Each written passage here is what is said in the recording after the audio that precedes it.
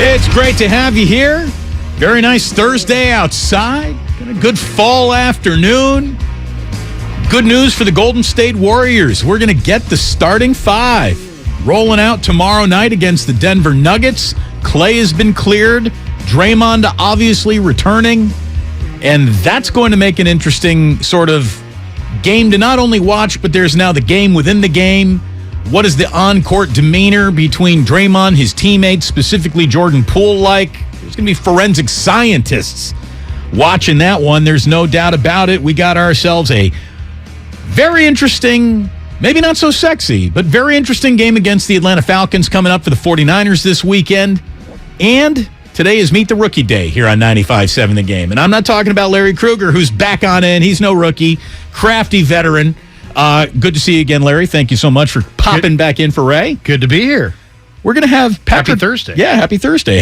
Patrick Baldwin Jr. and Ryan Rollins, the two newest Golden State Warriors, are going to be joining us in studio shortly. They're probably showing up while you and I are talking here in this opening monologue, and hopefully if everything goes according to plan, they'll be sauntering in during our first commercial break, and we're going to spend the rest of this hour with them.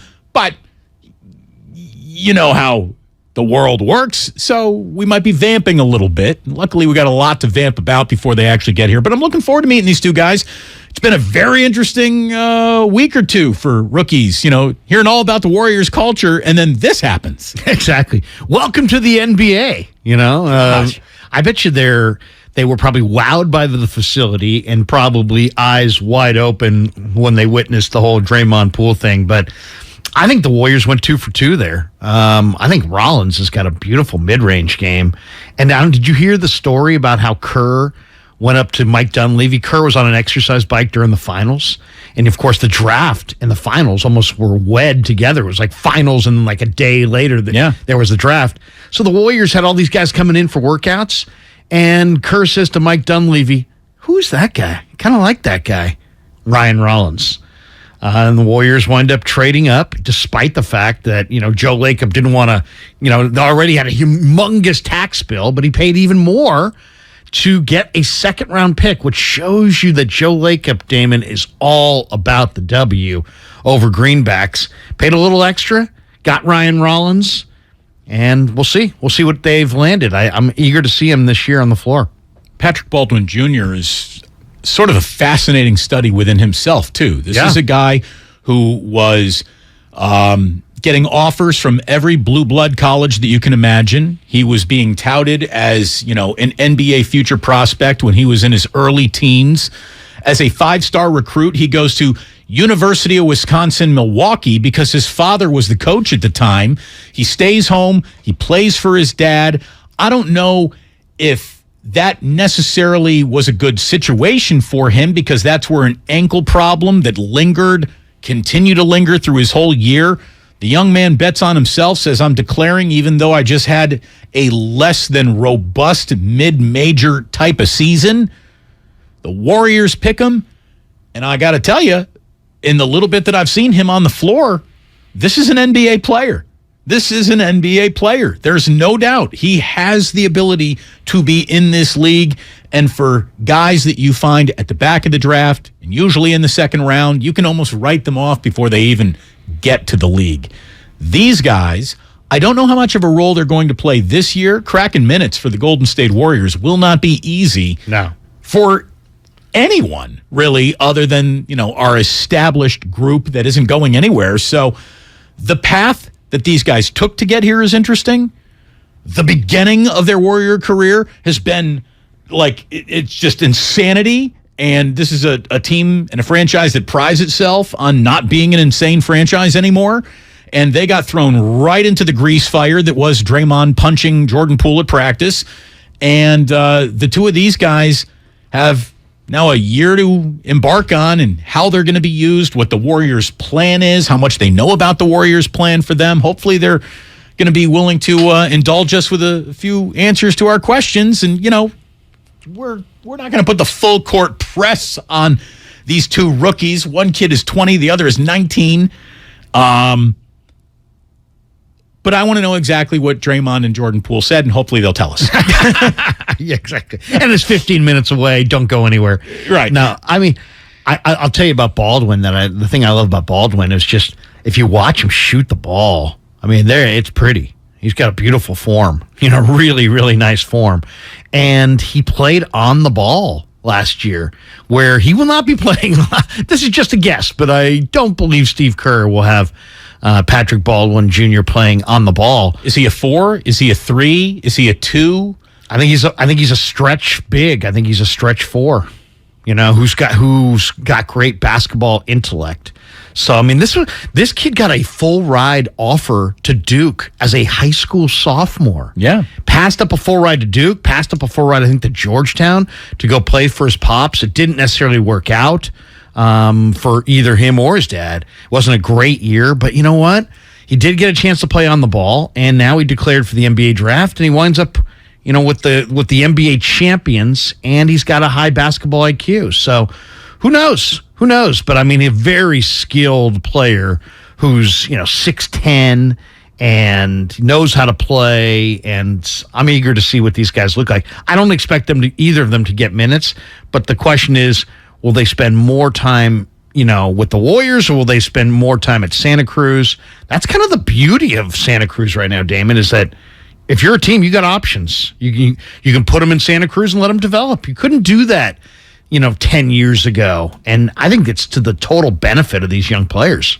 Absolutely. Especially when you're in a situation where the spots and the minutes really are spoken for. And what NBA team has more spots and minutes spoken for than the Golden State Warriors with all the success that they've had? It's obvious that even the new group of the young guys from just last year, Kuminga and Moody, they're still going to have trouble getting minutes. Yeah, I mean, it's a thick roster, to say the least, and it should be a fascinating year. The year is going to get going against the Lakers on Tuesday night, so it's a great time. It's a great time for us to kind of turn our attention away from basketball practice to the upcoming season, and I'm looking forward to meeting both these guys today. I love talking to ballers. So we have, like I said, a week for the 49ers.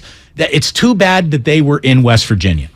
It really was, because I think the 49ers, had they been driving to or from Levi Stadium, from wherever they live here around the Bay Area, had they been listening to sports talk radio the first few weeks of their season, it sounded like the whole damn thing was burning down. I mean, everyone was complaining about everything, and lots of, I think some founded, some unfounded worry about what this team is going to look like, how it's going to all fit together.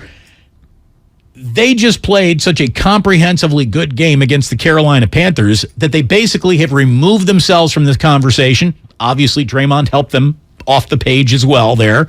But we haven't talked much about the 49ers in terms of this road trip, what they look like right now, and what they're going to do against an Atlanta team who, Atlanta, it's a team of absolutely no names in terms of NFL popularity.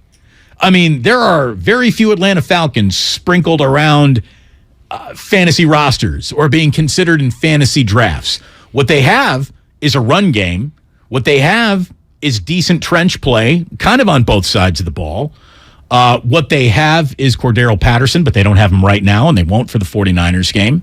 We know what the 49ers are missing.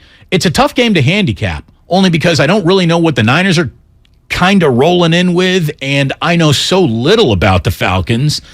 And I'm just going to tell you, the Falcons are one of those teams that exists in a world where nobody talks about them unless they're your weekly opponent. Yeah. I mean, I was talking to a guy in Atlanta this week, and I'm like, hey, what's the talk of the Falcons? He's like, we talk Georgia Bulldogs here. Exactly. Right. Like, we're talking Georgia Bulldogs, and then we're talking Braves, and then we're talking Hawks, and then we're talking Falcons. But Arthur Smith, good head coach. This is probably the best O-line the 49ers will go against so far this year. 3 first-round draft choices on this O-line. 2 big, physical, heavy backs that are both 225 who would rather run through you than around you.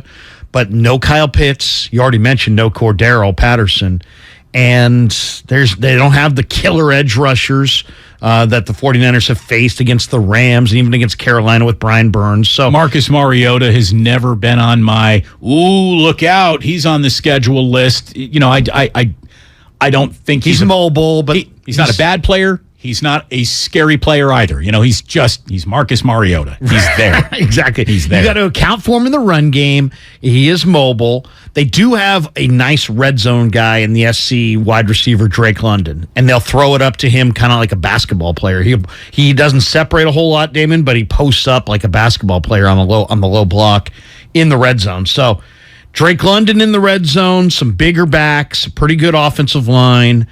Grady Jarrett up front, who's got to be probably combo blocked, and some good young players in the secondary. But the Niners, if the big question here, Damon, is Niners coming back on the road, traveling west to east. Now, obviously, they're not traveling because they're in West Virginia, but their D-line is super banged up. Probably no Bosa. Ebukam practiced today, but Kinlaw, Armstead, Bosa, I would expect none of those guys to go. So it's almost the entire second team Niner D-line against, one of the better O-lines in the NFL. You've been saying they got two starting defensive lines. We're going to find out how true that is. We will find out. I think Charles Menahue's got a lot more responsibility on him than he normally would have, and that guy wins. He's good. He wins. He wins block. He wins his assignment often. So I've just been told by Lucas that the rookies are probably getting here closer to 330, and could I stretch to 25 to 325? Larry and I can do that. We can do that for you. Absolutely, we can. You owe us, man. You owe us. I do feel like we need to be compensated for this extra stretching we need to do. I did stretch well this morning. Got out of bed, touched the toes. You're talking to people that have been on during rain delays. Exactly. So we stretch? We vamped before. One would say the entire show is a stretch if you really think about it. One of the things that we were talking about yesterday, and look, this is something that we were talking about when, it was, how could Trey Lance and Jimmy Garoppolo ever exist in the same room together? Because, it's so abnormal, and it is abnormal. I mean, let's kind of be honest. It was a little odd of an ask. Sports are fragile. That was kind of the theme of yesterday's show as JD and I were talking about it. We just saw the Golden State Warriors, prove beyond the shadow of a doubt how fragile they thought this situation made their own locker room. Steve Kerr saying definitively, this is the biggest crisis I have faced as a head coach. This is a guy who's coached through NBA Finals. He's watched, Kevin Durant pop an Achilles in an NBA Finals game.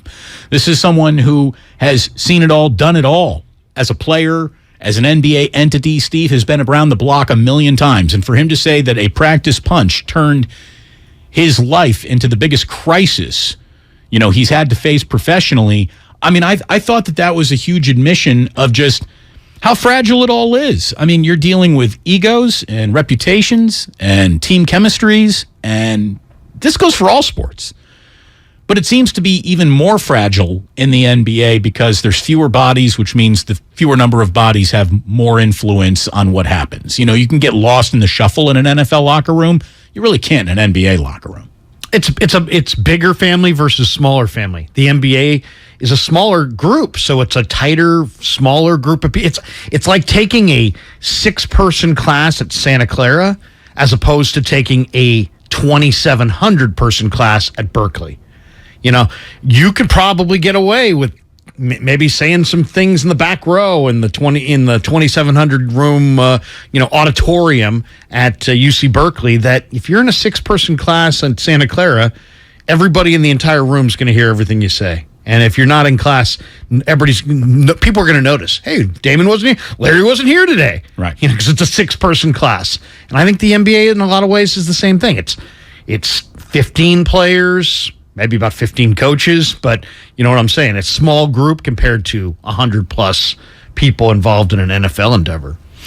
And which changes the dynamic. Absolutely. Well, again, it just the way a bad feeling can ripple through a tiny room as opposed to all the time it takes to get through a crowded room, it's two different things. And fractioning off into camps of this is my side of the locker room. I'm with these guys. You're kind of over there. You're with those guys, and maybe we don't get along as well as people would think, and that's just kind of the way it functions.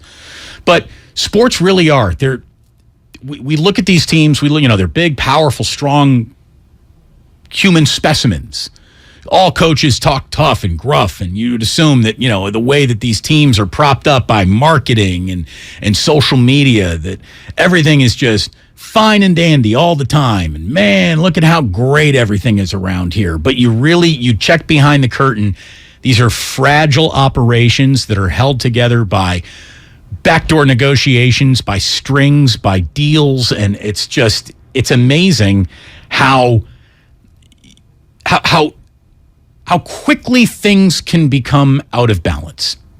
And that's why every team, what do you want to do? Well, we want to eliminate distractions. Well, what kind of distractions? All distractions. Well, how do you eliminate all distractions? I don't know, but that's what we're working towards. And distractions can be, Trey Lance and Jimmy Garoppolo are now on the same team again.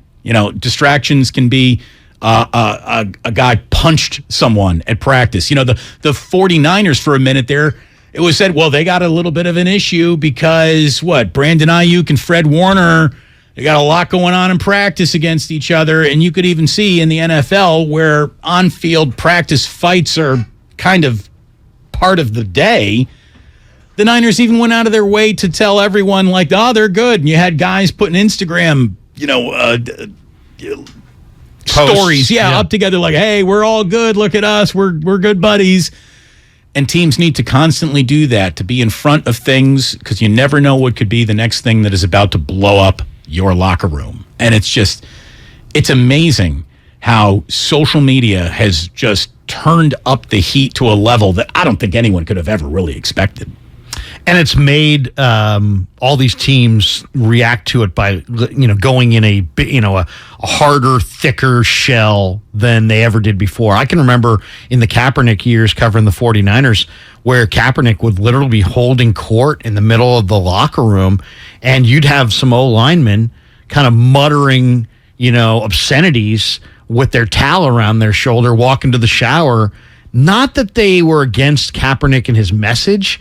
They were against the distraction of this huge throng of media people talking about non-football right in the middle of the locker room, in the middle of the week. Why are there 9 reporters from Newsday in here? Right. And why is everybody the level of seriousness in this dialogue and the distraction, and it's not about us beating Team X on Sunday. It's about this agenda and this talking point. And and the media is not trying to be divisive. They're just trying to kind of be in tune with the story. I don't know if you saw the audio yesterday of Todd Bowles, but Todd Bowles was asked about, going up against Mike Tomlin and if they're close because they're both black coaches. And then, and then he kind of pushed back on the whole thing, was like, hey, this wouldn't be such a topic if you guys didn't bring this up and throw this in my face. I have lots of friends in the league. Mike Tomlin's one of them. I have plenty of white coaches that are friends of mine in the league. I don't, it's not that I don't see color, but I don't wish to engage on every topic. And it plays, the effect of it is divisive. I don't think the reporters are sitting there going, I'm going to divide this locker room, but the impact of becomes divisive. You sued the NFL for this issue, and now you want to play, I don't want to talk about it. Right. But not everybody wants to be the face of that. Sometimes Todd Bowles probably just wants to talk about, opposing offenses because he's a defensive coach. So, it's a tough room. It's become a tougher room for everybody involved. Players, coaches, media, everybody. Trimark has been partnering with independent restaurateurs in Northern California for over 55 years. Trimark bringing you innovative product solutions to help your hospitality business thrive. Visit TrimarkWest.com. We're also brought to you by BMW Fairfield, now open in the Fairfield Auto Mall. You can visit BMWFairfield.com today to book your visit. And we've got visits booked with Warrior rookies Patrick Baldwin Jr. and Ryan Rollins. They'll be coming in here in the next 10, 15 minutes. That's what we've been told anyways, so we're looking forward to doing that today. And then the other thing that I thought we would get to a little bit later on, but here we are, stretching by order. Did you happen to notice that Daniel Snyder sort of declared war on the NFL today? Yeah, I did. What? On Jerry Jones's birthday, nonetheless. He's got dirt on everybody, and he's like threatening to go public with it. And well, that's what the story is saying. Touch me. That's what the story is saying, and the NFL has been looking to. Well, the thing is, I guess the NFL has not been looking to rid itself of Daniel Snyder, but we are looking at the pendulum start to swing in sports. Obviously, it all started this year with Rob Sarver in the Phoenix Suns. We know that it was very much Donald Sterling and the Clippers before that. I mean, come on. It's a different world that we're living in from just 5 years ago. So boorish behavior from owners, it just doesn't play like it used to. And it's not as easily dismissed as it used to be.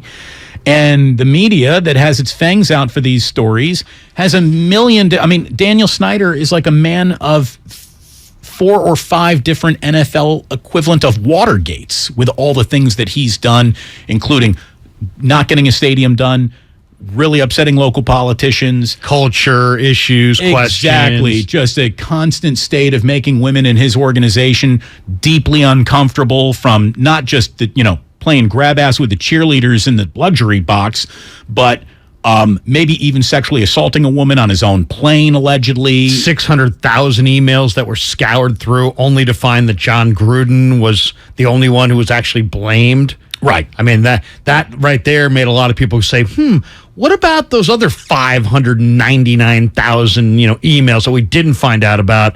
Do you think there's something in there that incriminates, I don't know, Dan Schneider, Roger Goodell, other owners? The NFL said it would release, its findings, and then a woman conducted that big investigation. The NFL hasn't released jack. They're whatever they saw, they were like, the public's not getting a hold of this. So, would the actual NFL ownership group decide, Daniel Snyder, it's time for you to go, and we're going to take a vote to that effect? Well, Daniel Snyder, it's like a preemptive, I dare you because I got dirt on you. And I'm going public with it. He's basically saying, if you try to take me down, I'm going to sink a lot of ships, and they're going to come to the bottom of the ocean with me. And right there, I would say that's a bad partner. Right there, that's a sign of something is seriously wrong with this guy.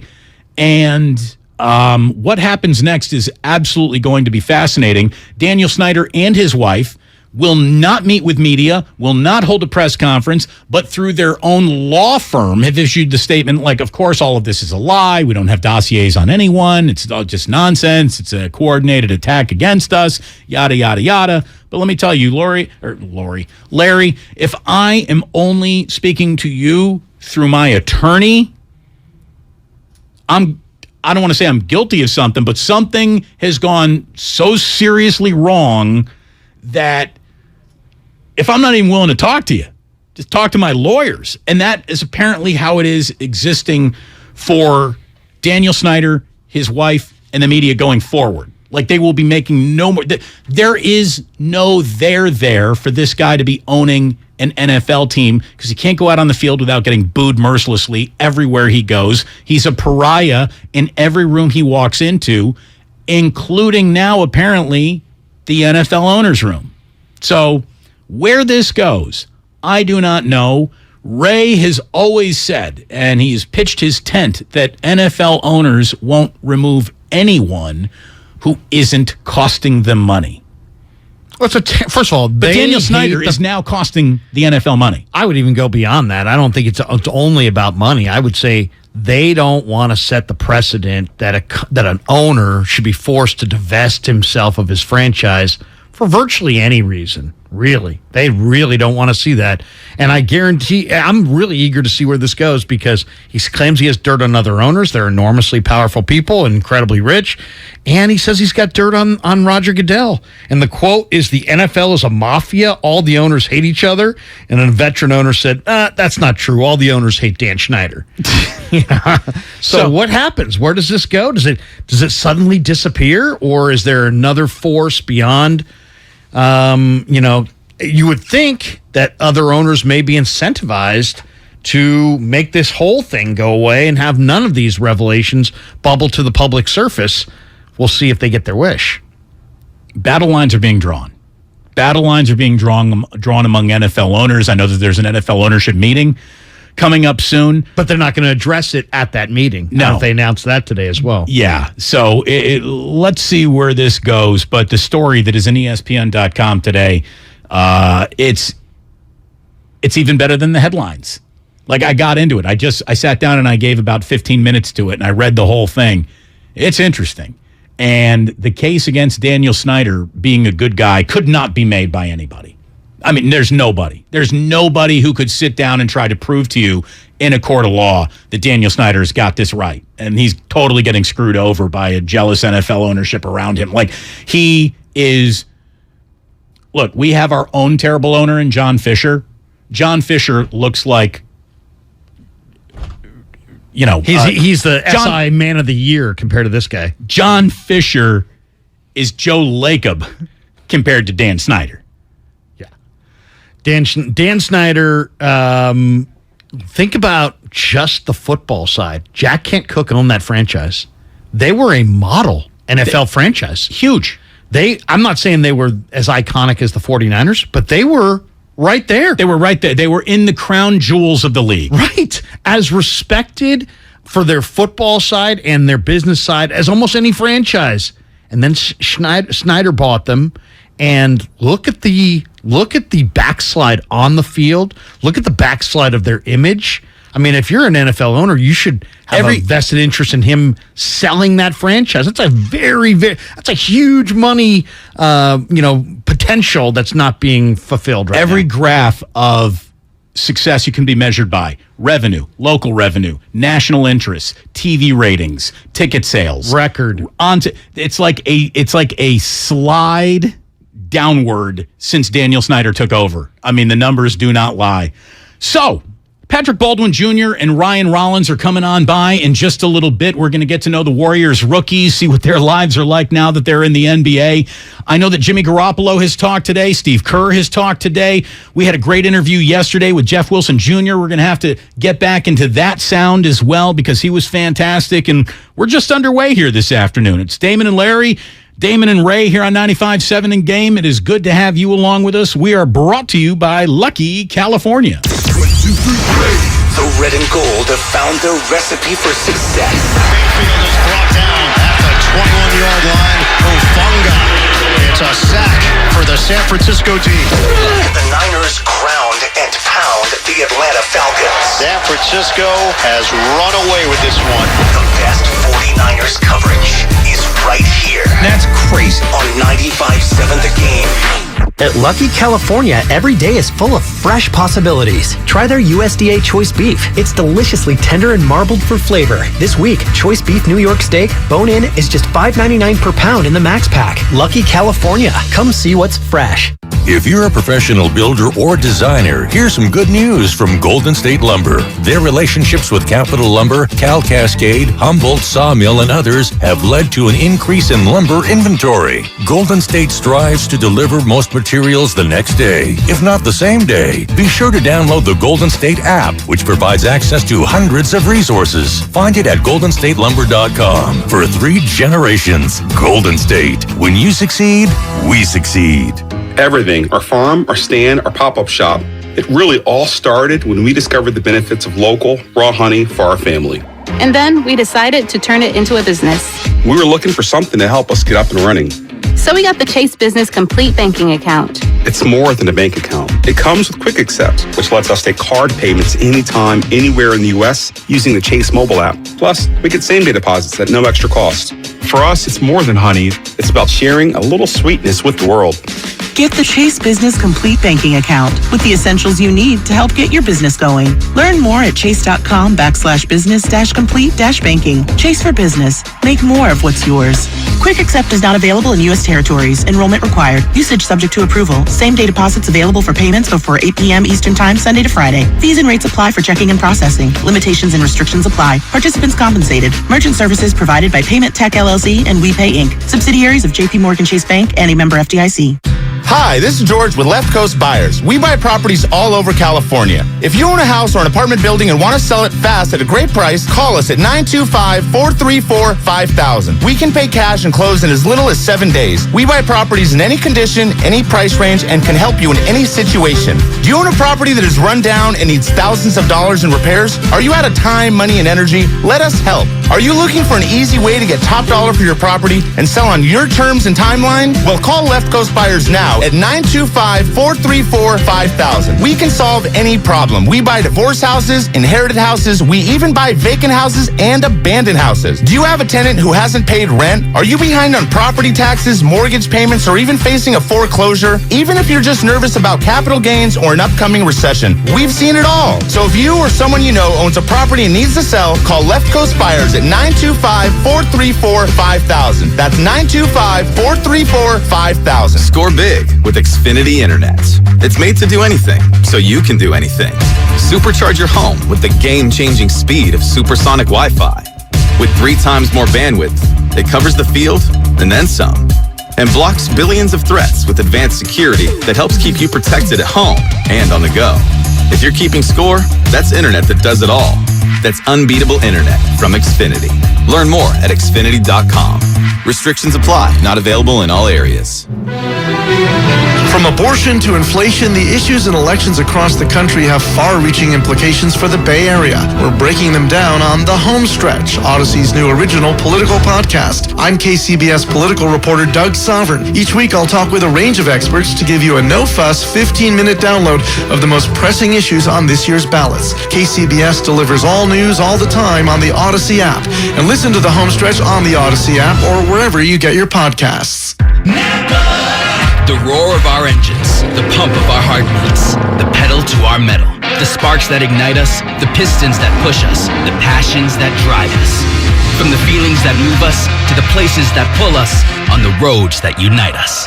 With nearly 6,000 stores and over 17,000 auto care centers, Napa has America's largest network of parts and care, here to keep you firing on all cylinders. She posted about us just now. Celebrities can't get enough of Biana's bespoke skincare line. She has 147 million followers. How do we monetize? She needs a social media associate to help her with the hype. We should repost this. Do we need a hashtag? Indeed can help her hire great people fast. I need Indeed. Indeed you do. You can schedule and conduct virtual interviews all from your employer dashboard. Visit Indeed.com/credit and get $75 towards your first sponsored job. Terms and conditions apply. Hey, it's Tiki Barber. When part of your offense isn't firing on all cylinders, it shows. And sometimes the only solution is to replace that part with something new. It's true on a championship team, and it's also true with cars. That's why I love eBay Motors. They have all the right parts at the right prices. 122 million of them. That way you can get the parts you need to make your car a winner. ebaymotors.com. Let's ride. What's your retirement look like? With Fidelity Income Planning, a dedicated advisor can help you create a flexible income strategy to grow and protect your wealth so you can stop worrying about the future and enjoy whatever comes next. Investment minimums apply. Fidelity Brokerage Services, member NYSE SIPC.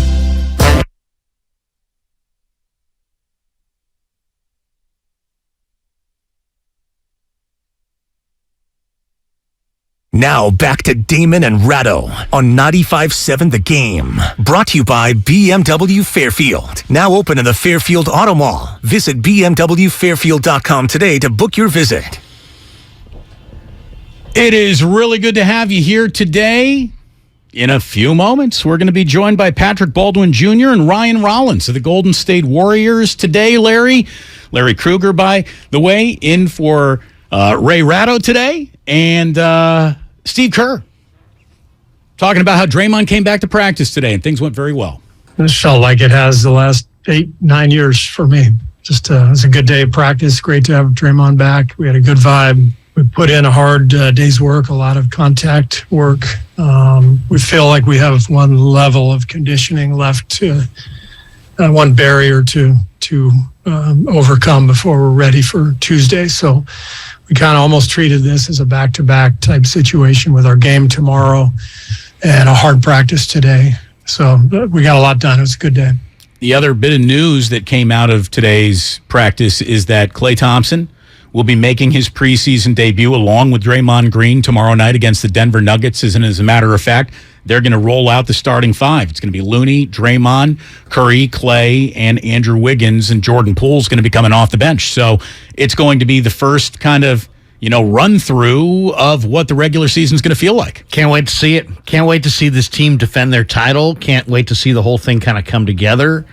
I'll tell you what's so exciting to watch is just the obvious improvements of James Wiseman. And the anecdote that really jumped off the page was when Fitz and Kalena were talking to Bob Myers the other night, and Bob Myers said, hey, we chart our pickup games now here. And James Wiseman didn't miss a single pickup game. And what it told Bob was just that not only is he healthy, which we all have been concerned about his health, but just that this young fella's got a love of the game, and you would miss some random pickup game if you weren't just totally laser focused on fulfilling his potential. So I think that's great news. Well, that's and absolutely great news. I do too, because one of the knocks on James Wiseman was, does he really have the love of the game of basketball, or is this someone who was just born into a basketball body that would give him a professional career? So it's very much just sort of the job. Does he really love the game? And if you're saying that he hasn't missed a pickup game since he's had the chance to come back, I would say that is a good indication that report may be erroneous. And it's so funny. You would think that, oh, man, you made it to the NBA. You obviously love the game. You made it to the NFL. You made it to MLB. You obviously love the game.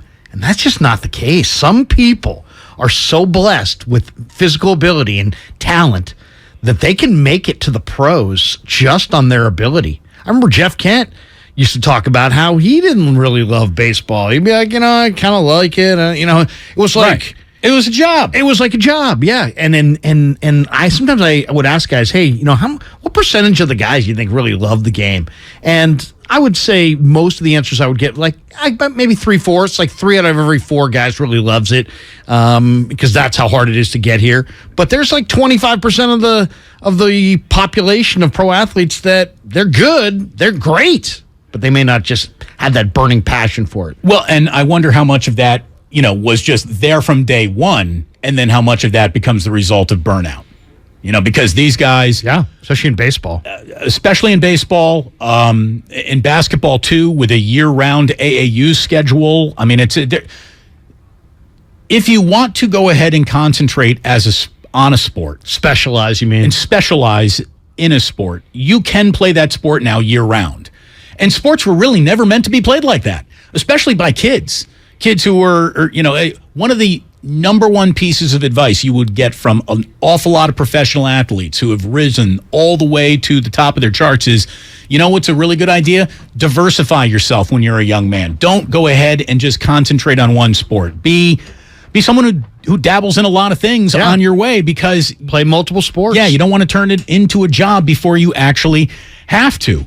As Larry and I are kind of just vamping right here, we see, finally, a couple of Golden State Warriors have joined us in studio. Thanks very much to Patrick Baldwin Jr. and Ryan Rollins for coming on by. Guys, I'm sorry we didn't get a chance to shake hands and introduce ourselves before you got here, but that's live radio. Hello, Ryan. Nice to meet you. Patrick, nice to meet you. I'm Damon. That's Larry, and it's a pleasure to meet you both. How you guys doing? Nice to meet you. I'm doing good. Fantastic. By the way, just so we identify voices, that's Patrick Baldwin Jr., and we'll turn on Ryan's mic for him, and boom. Hello, Ryan. What's up, man? How you doing? It's good to see you guys. Thank you very much for coming on in. Kind of an interesting week around the Golden State Warriors, wouldn't you say? For sure. Interesting week, for sure. I've been covering this team in one way or another before Joe Lacob bought it, before Steph Curry got drafted, and I can honestly say that what happened this week, what went down this week at practice, is so out of the realm of normal. In case you guys think any of this might be normal, it certainly is not. So I want to welcome you to what is normally an incredibly steady run, nothing out of the ordinary organization. It might not feel like that, but indeed, that's it. Yeah. I mean, I think from top to bottom, I think this organization is great. I'm sure me and Ryan can both attest to this, but from top to bottom, from leaders to young guys, I think it's a great organization. Well, you guys are really well positioned, and I heard that your lockers have literally been positioned. Is it true? Do you guys bookend Steph Curry? Is that what's happening? Yeah, I'm on the right side. He on the left side of him. That's a pretty good center to have in between your lockers. What was your perception of Steph Curry, and what is it to finally get to know him and meet him and play with him? I mean, he's great. I mean, he's a humble superstar. That's what he is. I mean, everybody knows who Steph Curry is. He's one of the greatest shooters of all time, and it's just to see him so humble and so down to earth is kind of, it's heartwarming. And I like it. I love it. He called out both you guys as having incredible work ethic, which is, I think, really cool. That's what I'd want to hear too. What do you think of, there's how hard you work, maybe in high school, maybe college, and then you get to the pros and it's a job. What do you think as far as kind of the vibe around this team as far as work and kind of the expectations on you guys coming in? Yeah, I think for any level you climb, I think your work ethic has to match that. So from high school to college, your work ethic jumps. From college to the NBA, it jumps. But I think if you're like me and Ryan, we've been doing this work our whole lives, and we've put our whole lives in this game. I think when you get to this level and your work ethic matches the level you're at, I think it's a great position for yourself. We were just talking a little bit about how, there's a lot of burnout in kids trying to pursue a career in sports early on in life. Did you guys play other sports as you were growing up? Was there something other than basketball that you played? Yeah, I played baseball a little bit, football a little bit, not in like high school or nothing, but I, just running around like a little kid playing football and stuff. How about you, Patrick? Did you play any other sports? Yeah, so I was definitely big in all the sports, soccer, baseball. I played football for a little bit. I actually played football for 2 weeks. That was enough. I had a meager career in football, but soccer and baseball were the two ones that I played growing up. Nice. You get a big strike zone when you're 6'10". It's hard to. I got to ask you, Ryan, because I've been a fan of your game. I love your mid-range game and just how you pull up off the drive and can shoot that mid-range shot. And I kind of see I don't know. I mean, it's hard to compare young players, but I see kind of like a CJ McCollum. I see like somebody who could be that kind of player. Yeah. Is there anybody in the league that you look at and say, you know what, that game is similar to what my game's going to evolve to be? Yeah, like you said, CJ. I watched a lot of his film. Like you said, the mid range is where he operates. That's where I like to operate. It's a good shot for me. I'm pretty efficient at it. So CJ probably the main. CJ is your guy. Yeah. Oh wow. How about you, Patrick? Is there anybody that you model your game after? Because, you look so comfortable on the perimeter, and the form on your shot is just, you look like a son of a basketball coach. Your form is pretty good. Where did that come from? Yeah, that honestly came from my mom. At a young age, she put the ball in my hands and taught me how to shoot. And, Dad just gave me all the tools outside of shooting. So it was really a good combination of both sides. But, when you're 6'10", you got to learn how to shoot over contests. When you're 6'10", you've got guys 6'7" closing out on you. There's really no contest, so it's about you focusing on the shot and making the shot.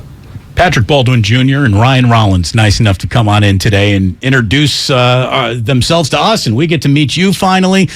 And how cool is it that you guys have, both of you have basically said that you never really traveled too far from home as you were growing up. You're Midwestern guys. You didn't really venture too far out of the Midwest other than Detroit, Toledo. I think those are the two places you said that you've been at one point in time. And you stayed at home, obviously, in Milwaukee, saying no to several other opportunities to play for your dad and stay close to home. What was it like to then be thrown on an airplane and sent to Japan? It was crazy, honestly, just seeing a different, environment, just seeing a different community and how they move and interact over there. It's very different. It's very clean. It's way cleaner than the States. How I say it's amazing how it is, honestly. Yeah, definitely feel like a little fish out of water for sure. You go into a new culture, a new country for the first time. I think it takes a couple of days to get adjusted. But I think overall I enjoyed my experience, and I would definitely go back. So the trip to Japantown didn't quite prepare you for the spectacle of Japan, though. It did in certain ways. It did in a little way? Oh, okay. In certain ways. But in other cases, you got to experience it yourself to really get to know the community. But I think the trip to Japantown definitely prepared me and Ryan both for the trip. I know you guys have gotten a little bit of the Bay Area tour. What stands out to you? What are places you'd like to go back to and check out on your own? What do you like about the place now that you've shown up here? For me, mainly is the weather. I'm from the Midwest, so it's very bipolar. You never know what you're honestly going to get with the weather. So, here is 60s, 70s almost every day. You might get a little rain every couple weeks. But as someone who grew up shoveling many a driveway and many a sidewalk, I would like to invite you to break every shovel that everyone has ever. You're not going to need it out here. No snow. No snow. Not going to need it. Ryan, I got to ask you because nobody becomes a pro athlete without work. And I was reading a story about how your dad used to get up basically for decades at 4 o'clock in the morning to go work at the Chrysler plant in Detroit. When you watch that, was that a motivator for you to just, keep putting up shots, keep working on your game because you had an example of just somebody who was working hard, basically all year long at a tough job probably. Yeah, it was him and my mom. My mom would wake up at like 6:30. So, just watching them both go to work literally almost every day and just put in the work and come home tired almost every day and just put in that work. Like you said, his motivation is motivation for me to go put the work in on the basketball court and just, be able to provide for them down the line. Now, I don't want to speak ill of UW-Wisconsin's facilities, and I certainly am not going to speak ill of Toledo's facilities, but you guys now get to go to work at Chase Center every day, and that building is one of the more impressive buildings I've seen in sports. What is it like to call that place home now? Yeah, I think it's one of the easiest environments I've ever been in just to focus on basketball. I think you step in that environment and everything's taken care of for you. You can really just focus on your body and getting ready for practice or getting ready for a game. So I think they do a great job at the Chase Center of just, preparing young athletes to be, just really all in on basketball and 100% in your body in basketball. Can I ask you about your ankle? Because you kind of had a trick ankle that probably delivered you to the Golden State Warriors, to be totally honest, because if that ankle isn't a problem for you, you probably have the year in college that makes you go higher in the draft, and so maybe it's even a blessing in disguise if you look at it that way. But can you tell us what the Warriors did to fix a problem? And I guess you have already credited them with how you feel already. Yeah, I think it's been a tough run of the mill with injury-wise the last 2 years, year and a half. But I think coming to a situation with Rick and all the training staff here that have handled, Steph Curry and guys in the past, I think it's just great, for me moving forward and just so I can jumpstart my career. But, the biggest thing this year and this summer was just giving myself a chance, just getting healthy and just getting back out there and getting game touches and game feel again. But, yeah, really just getting healthy and getting back on the floor. And, Ryan, we didn't get to see you in Summer League because the Warriors found that you had a stress fracture in your foot that you didn't even really know about. Did you feel like, geez, my foot hurts a little, but it's no big deal, I'm not going to tell anyone about it? How did that happen? How do you get drafted? How do you become a first-team all-conference player with a small fracture in your foot? Yeah, I think honestly it happened during the build up towards the combine and all the team workouts before that. Just like I said, I was doing like 2-3 days during that time period for a couple weeks.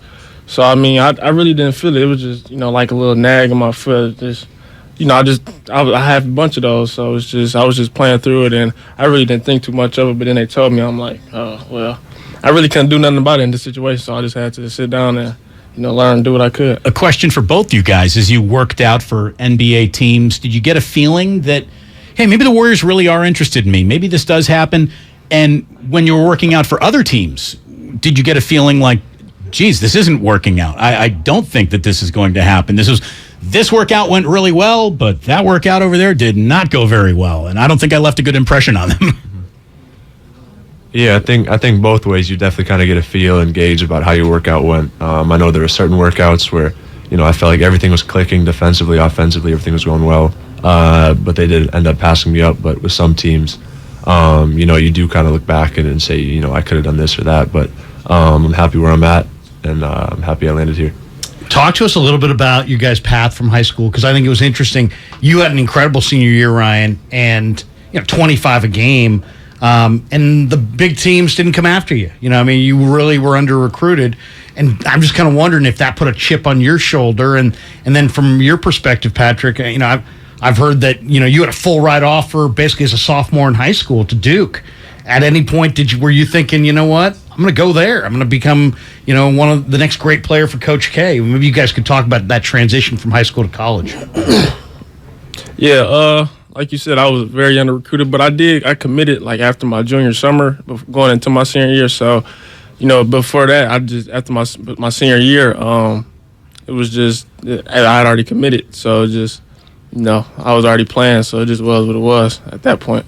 So it didn't give you any more determination to hey, I'm playing at Toledo, I could be playing for I could be playing in the Big Ten. That didn't weigh on your mind. I mean, it did, but I knew it was one thing that my people always told me, like, if you can play, they're gonna find you regardless of where you are. So I stuck by that. I knew what I had to do, just keep my head down and keep working. And I'm here now. You made it. And how about you, Patrick? I know you played for your pops, but at any point was the plan, you know what? Go to Duke and play at Cameron Indoor. Mm-hmm. Yeah, I know growing up I definitely had the cream of the crop of options, but I think the conversation that me and my mom and my father had was, I only get one chance at college. With my dad being a college coach and bringing me up 18 years, I thought it was definitely a big deal just to stay home and, really try to make it work with my father for however long I was going to be in college. But, once I committed, there was never a thought in my mind about if I would have done this or that. I was just excited and happy to go on the journey with him for that year.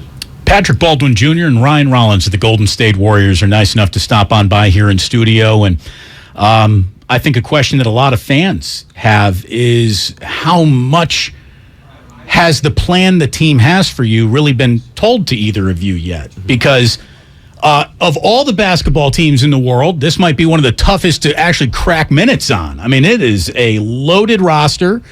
And, there's a 2-timeline plan that involves a group of other young players who got to the Warriors last year, and they had a very tough time cracking minutes and cracking the roster. I'm sure Steve and Bob have talked to you about that. Can you tell us a little bit about the plans that they have for you guys? And is your year basically going to be sliced up into phases, like introduction to the NBA, and then maybe some minutes, at the end of games, and then we're going to maybe start seeing you guys in a first half at some point? Have they talked about how you will be developed this year? We'll start with you, Patrick. Yeah, I definitely think the process can be sped up or slowed down at any point. But the big thing with me this season was just, getting healthy and getting back up to speed. That's been the main talking point between, me and my representation and Bob and Steve, is just getting healthy and really understanding the Warrior system just because it's so complex. But, I will be spending some time in the G League, and I'm kind of expecting that. But at the same time, I'm just taking care of business and making sure, I'm ready if my number is called. Yeah, like you said, me and him both come in here knowing that we're going to be in the G League a little bit. I'm cool with that. I'm just going to put in the work and just keep getting better. It's my first year, and like you said, we got a loaded roster, so I'm really willing to learn this year. Sure. It's cool to go to the G League if you got an NBA check waiting for you. Yeah. That's okay. Right? Yeah, exactly. If you got an NBA check, playing some G League is great. And let me tell you, the facility down in Santa Cruz, I don't know if you guys have been down there to see it yet. It's fantastic. Like you're going to love it. It's really good. So hopefully it all really works out. I think it's going to be fascinating to watch them bring you along. Can you tell us a little bit about the difference in an NBA practice as opposed to your college practices? When's the first time you felt like an actual experienced NBA body banging up against you and you're saying, okay, this is a little different? Yeah, I think my first experience, and I'm sure Ryan has had to get through Kevon Looney screens a couple of times. But same thing. Big shoulders on Kevon. Yeah, I'm guarding the wings and the guards and switching on the guards, and then boom, you get hit with a Kevon Looney screen, and it's like a rock. So that was kind of my welcome to the NBA moment, just physicality-wise. But, Kevon sets great screens. When you guys are dreaming the NBA dream, I'm just kind of wondering, what did you picture? Like, is there going to be a moment this year, maybe it's against a certain team or a certain player, where you're going to kind of let yourself kind of take it in, like, hey, I'm here, I made it? When you dreamt the NBA dream, are you dreaming about shutting down LeBron, or is there a particular team or player that you guys, want to go against this year that will be a big night for you? Mm-hmm. Either one of you guys? I wouldn't have a specific player or a team. I'm just taking it all in, honestly. I'm in the NBA, just being able to play against all the top talent in the world. It's just all of them, honestly. How about you, Patrick? Is there anybody that you thought, man, I would love to get to the league to shut this guy down or play against that particular team? Yeah, I think as a competitor, that thought always goes through your mind. But I think me personally, I can't get starstruck by anybody if I'm going to take the floor. But there are going to be moments where you look to the left and right of you and you say, wow, that's LeBron, wow, that's KD, wow, that's Jason Tatum. Those are guys that I've watched for a while. But at the same time, you've got a duty with your team that you've got to accomplish. So I think it goes both ways, a double-edged sword for sure. Yeah. Can you tell us exactly the trash talk that was going on between Draymond Green and Jordan Poole? I know you won't. I know you can't. But how much did that affect the normalcy of this week? I mean, you guys haven't even been in the NBA very long, so I don't know how much you even know about a normal NBA week, but how much did that just change things for the entire team with press conferences and media obligations and just an investigation internally to see how abnormal has this last week or so felt, and how good was it to kind of just get back and practice as an entire team today? Yeah, I think as a week, I'd be a fool to say it didn't throw a wrench in kind of the week, but I mean, overall, I think just seeing, the reaction from our teammates, the maturity of Jordan Poole, and, how the veterans handled it was really well.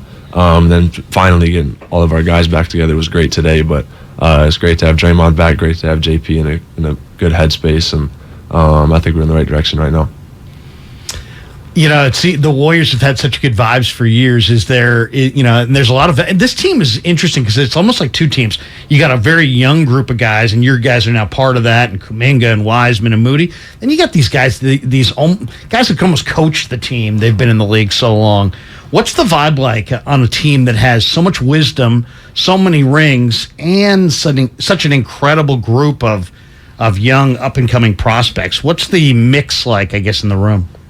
I mean, like you said, it got the old heads and the young guys, honestly. So, I mean, they give us very good points. They kind of pick on us a little bit, just because our age. They say a song came out before we was born or something like that. But, I mean, it's true, so.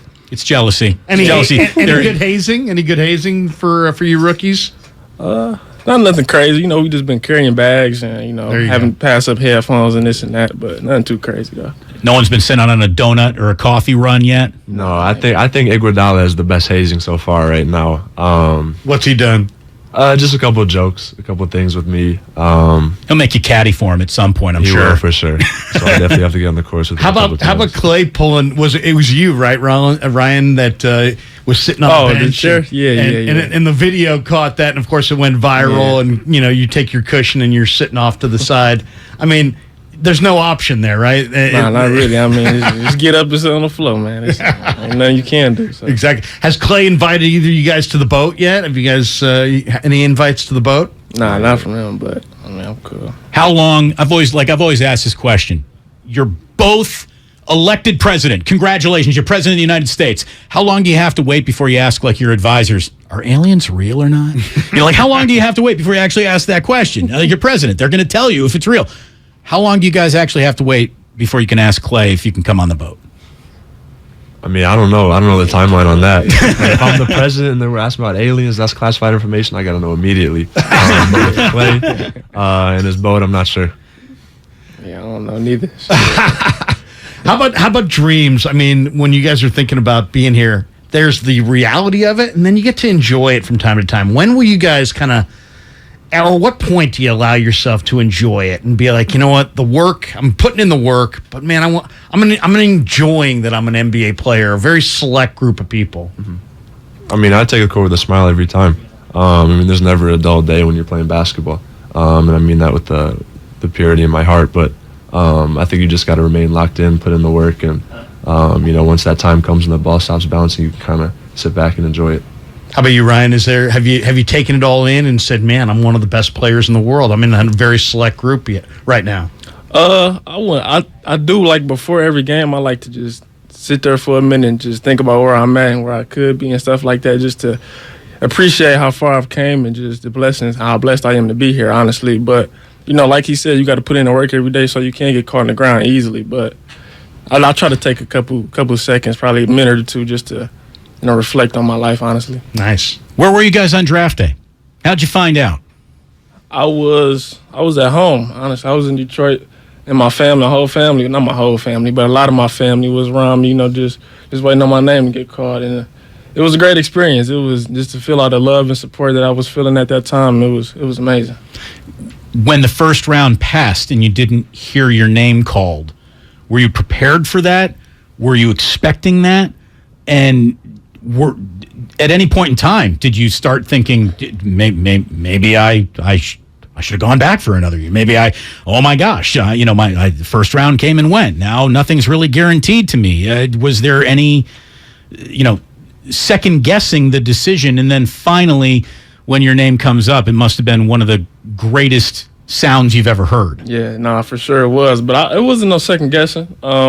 But, for sure, after the first round, I was feeling a little, just a little anxious. Yeah, a little anxious, a little feeling in my body. But I never second guessed it because I know, regardless of, like I said before, if you can play, they're going to find you. So, regardless of where you go, Nikola Jokic was second round. He's 2-time MVP. So, if you can play, you can play. Hey, it's Draymond Green guy, second round pick, if you don't know. Right. So there you go. Patrick, for you, it was,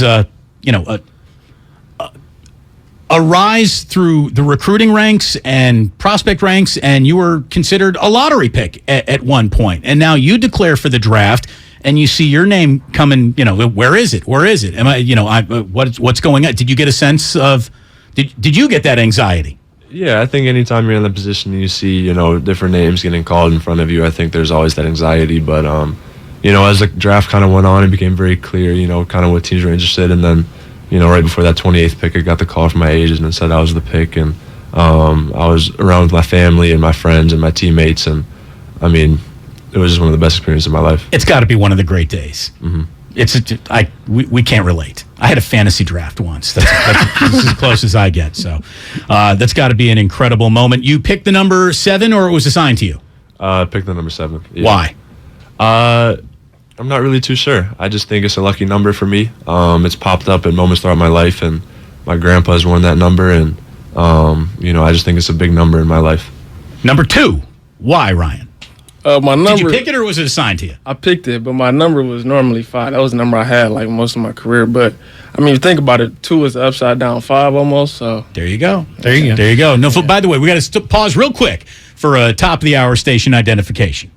You're listening to 95.7 The Game, KGMZ FM and HD1 San Francisco. Always live on Twitch, YouTube, and the free Odyssey app. Damn well better be free. You're looking around like, where's that voice coming from? That's the other room. So you find out it's the Golden State Warriors, and I'm guessing this is a team that you watched quite a bit of. Did you think it was going to be the Warriors? Did you wake up thinking it was going to be a Warriors day at all? And when you did, both of you learned it was the Warriors. And maybe you didn't learn right away because it was Atlanta that drafted you, right? Did you know that you were going to get flipped to the Warriors, Ryan? I didn't know till my agent told me. He called me into the room and he was like, the Hawks drafted you, but they're going to trade you to the Warriors. So, yeah. Did that sound better than being a Hawk? Did that sound like... it did, honestly. You coming to the defending champ. So, it was a great feeling just knowing that I was going to be in a situation where I get to learn a lot my first couple of years and just... it's a great organization, so it's great to be here. You grew up a Bucks fan, right? A Bulls fan, actually. A Bulls fan? Yeah. I was reading how you and your dad were out in the Fear the Deer district. Yeah, so we were out there during the Bucks and Nets series. Okay. But I grew up in Chicago. Okay. Yeah. So now you're a Warrior, and what did you instantly think? I instantly thought about, all the years prior that I've been watching them play basketball. I think I just love the way they play. I love the way the Warriors and the Spurs played growing up. So those are 2 teams I really like growing up. But, you're coming to the champs, the team that just came off a championship a couple weeks prior. And, you get to play alongside some great Hall of Famers. So, there was really nothing to complain about, and I was really excited to get down here. What were your first impressions of Steve Kerr? He's exactly how he presents himself to the media and outside of the world. He's the same guy to the cameras or behind cameras. I think he's a great coach, definitely a player's coach. Yeah. But with the young guys, he definitely explains a lot of things and makes it very clear for us. Ryan, both you guys are coming across as very mature. It's funny. One of the things I've read about you, Patrick, is that people say you're mature beyond your years. Both of you guys obviously have a lot of talent, but there's always skill development to still be had. What do you guys, when you look at your own game, where does the improvement need to come? What do you need to work on, Ryan? What do you need to work on, Patrick, to get to that next level? For me, I think my 3-point consistency is one of them. Just getting my body stronger, but I think that just comes with age and maturing and just being in the league for multiple years. So I would say that in 3-point shooting for sure. Yeah, I think just putting it all together for me is the big deal. Offensively, I show flashes that I can do a lot of things offensively, but it's just time to put it all together consistently, and then defensively, just physicality. An indulgence purchase. Congratulations. You're a millionaire all of a sudden. How'd you treat yourself? What'd you do? Me, I got a car. I got a new car. What are you pushing? I got an AMG. Nice. AMG Mercedes, yeah. Very nice. Very nice. So I also got a pair of wheels, but mine's a bike, so it's an e-bike. That was my big purchase so far. All right. There you go. Who's your guys' guy? I mean, you're a Detroit guy. I'm thinking maybe C. Webb. I mean, you're way too young to be a George Gervin fan, that's for sure, but he's a big Detroit hero. Was it Webb? Who was your guy? And Patrick, who was your guy growing up? Oh, you mean like in the city? Or just like, favorite players that you loved to watch when you were a kid? When I was growing up, I would say locally, it was Khalil Felder. That was one of my guys. He played for the Cavs a little bit. He's over in China right now, I believe. He just came off the MVP year last season, so Khalil was my guy. That was my guy. Yeah, so I got 3 guys. One was Jabari Parker, Chicago, Simeon, Taylor Horton Tucker, who I grew up playing with as a child, and then third guy is also a guy who played at Detroit, is Grant Hill. Grant Hill, a guy that I like watching growing up. Have you talked to Talon since he got flipped to the Jazz, and how pissed off is he that he got flipped to the Jazz? Yeah, I haven't had a chance to get talk to him a bit, but I know he's in a good position, and I think he'll have a good season. Well, lots of minutes waiting for him in Utah. There's no doubt about that. Kind of the opposite situation that you guys are in right now. Video games. Have you played as yourself in 2K yet? I did once. I don't play 2K a lot, but I did once just to see how my there you are. You're in a game. How'd you do? How did you do in 2K playing yourself? I played one game. I played my brother actually, and I had a good game. I had like 30 and something else, but I think it was on like pro or something, so it was just easier. Did you bench Clay to start yourself at the 2? Nah, I benched Steph actually. Okay, all right. There you go. Yeah, so I've definitely had a chance to get in the game. I've already bumped myself up to 99. Just nice. That's like move. What you got to do. It's a ritual. But I definitely played with myself. Had a good game, and whenever I'm playing as the Warriors, I definitely got to throw myself in the starting lineup for sure. I mean, you're just human. Of course, you have to, right? I mean, that's the way it goes.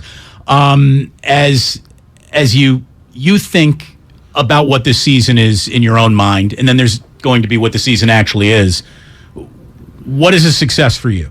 Have you set your own personal goal to appear in what, to score what, to average what, to be a good teammate? How? What is your goal for your rookie year? Let's start with you, Patrick. Yeah, I think my goal is super fluent. It doesn't really have like an end goal, but it's just win each day. So to win each day, you got to win the morning for me. I don't know where I heard that from, but that just stuck with me. So if I come in, win each day, whatever that looks like, I think I'm heading in the right direction my rookie year. Ryan? Yeah, kind of the same thing. Just improve every day. I'm knowing these first couple of years are going to be a learning experience just to get my feet wet and just build a foundation on what I'm going to be. So I'm just going to take it day by day, get better every day, try to improve, and just stack the days. Did you guys know each other from AAU circuits or just Midwest basketball? Family is a small family. Did you guys know each other before you met at Chase Center? I mean, I heard of him. He was, the top player. We heard of him. Yeah, you probably didn't hear me though. No, that's a lie.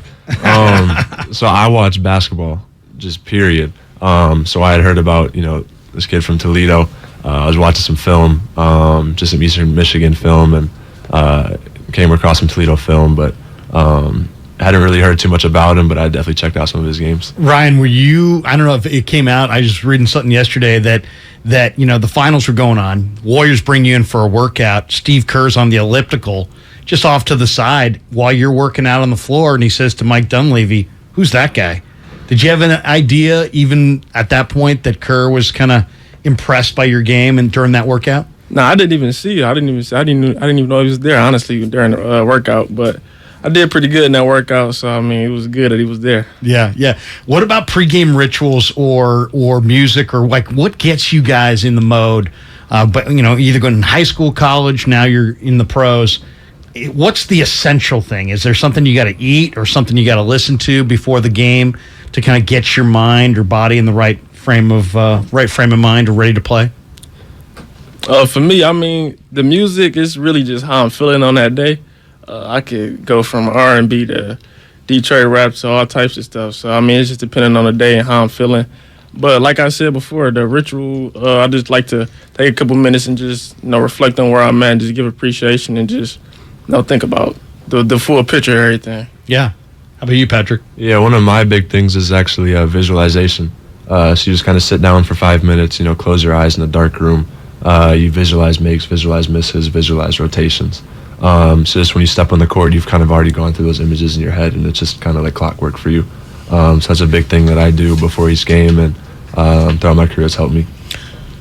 Are you guys the team within the team? I mean, I don't think I've seen one of you without the other one standing next to each other at all times. You guys are deployed as the rookies. You did the tour together. You saw the whole city together. Your press conferences were together. You hung out in Japan together. I hope you guys get along and you actually like each other. Yeah. Okay, good. That's good. Sure. Well, I tell you, it was genuinely really nice meeting you guys. You're both very easy to root for. You're incredibly down to earth. There's no doubt about that you guys have arrived in a wonderful situation to begin these what are hopefully incredibly long professional careers. Thank you so much for joining us today. It was nice to meet you both. No, you too. Both of y'all. Thanks for coming in, fellas. Good luck with everything, guys. Really appreciate it. Patrick Baldwin Jr., Ryan Rollins of the Golden State Warriors. It was great to have him in here. Damon and Ratto with Larry filling in for Ratto today here on 95.7 The Game. We'll be back in just a moment. We've been brought to you by Fremont Bank. Full service banking, no compromises. 1, 2, 3, play. The red and gold have found their recipe for success. Mayfield is brought down at the 21-yard line. Ofunga. It's a sack for the San Francisco team. And the Niners ground and pound the Atlanta Falcons. San Francisco has run away with this one. The best 49ers coverage is right here. That's crazy. On 95.7 The Game. Why spend hours negotiating with a car salesman to get the best price for a vehicle you want to buy? At BMW of Fairfield, we give you our very best, most competitive price right up front. By eliminating the price negotiation process, we create a comfortable environment that helps our guests enjoy an experience that's often hostile and difficult at other dealerships. There is a better way. Experience it for yourself at BMW of Fairfield. One price, one person, 1 hour. Dr. Trudy Fleer here with the 5G Home Recovery Podcast. Let's discuss a very real existential threat to internet speed. It's a big one. Ready? T-Mobile Home Internet. It lags. Ugh. Now, what is lag? Lag is a delay in data being transmitted across the internet. For example, you're hitting that hot drop, the parachute cuts out, you've got an unsuspecting bot in your sights, and lag! You were actually eliminated 10 seconds ago. Nobody deserves that. So stop letting T-Mobile Home Internet ruin everything and switch to Xfinity. Learn more at xfinity.com/TMOFax. Get an amazing value on Xfinity Internet with unlimited data included. Switch for $55 a month for 2 full years with no annual contract required and no equipment fees for 24 months. Go to xfinity.com/TMOFax, call 1-800-XFINITY, or visit a store to learn more. Requires paperless billing and autopay. Ends 10/17/22. Restrictions apply. New fast internet and xFi Complete customers only. xFi Gateway required.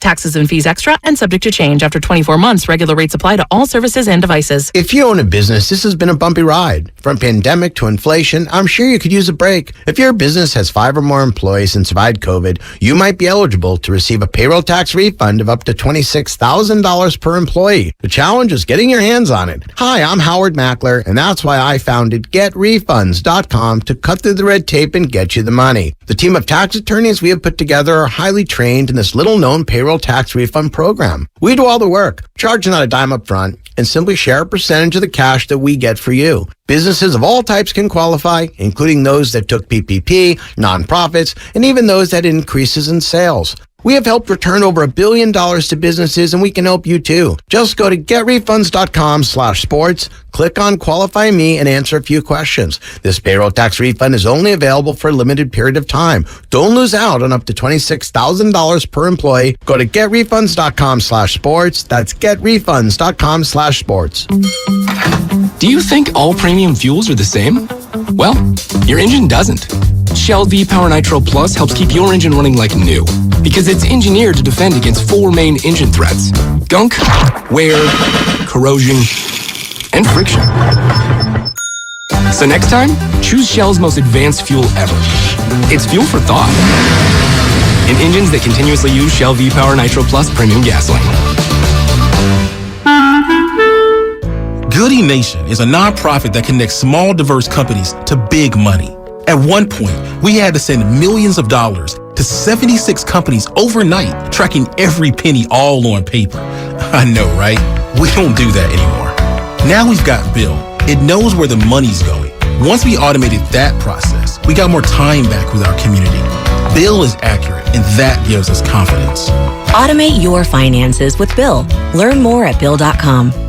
California, you deserve more. And with United Healthcare, you'll get more. Annual enrollment is October 15th through December 7th. So call United Healthcare today. With the United Healthcare Medicare Advantage Plan, you get more from your Medicare dollar, now including better than ever dental, vision, over-the-counter, and prescription drug coverage. Call United Healthcare at 1-888-CALL-UHC today and speak with a licensed sales agent. Benefits, features, and/or devices vary by plan and area. Limitations and exclusions apply.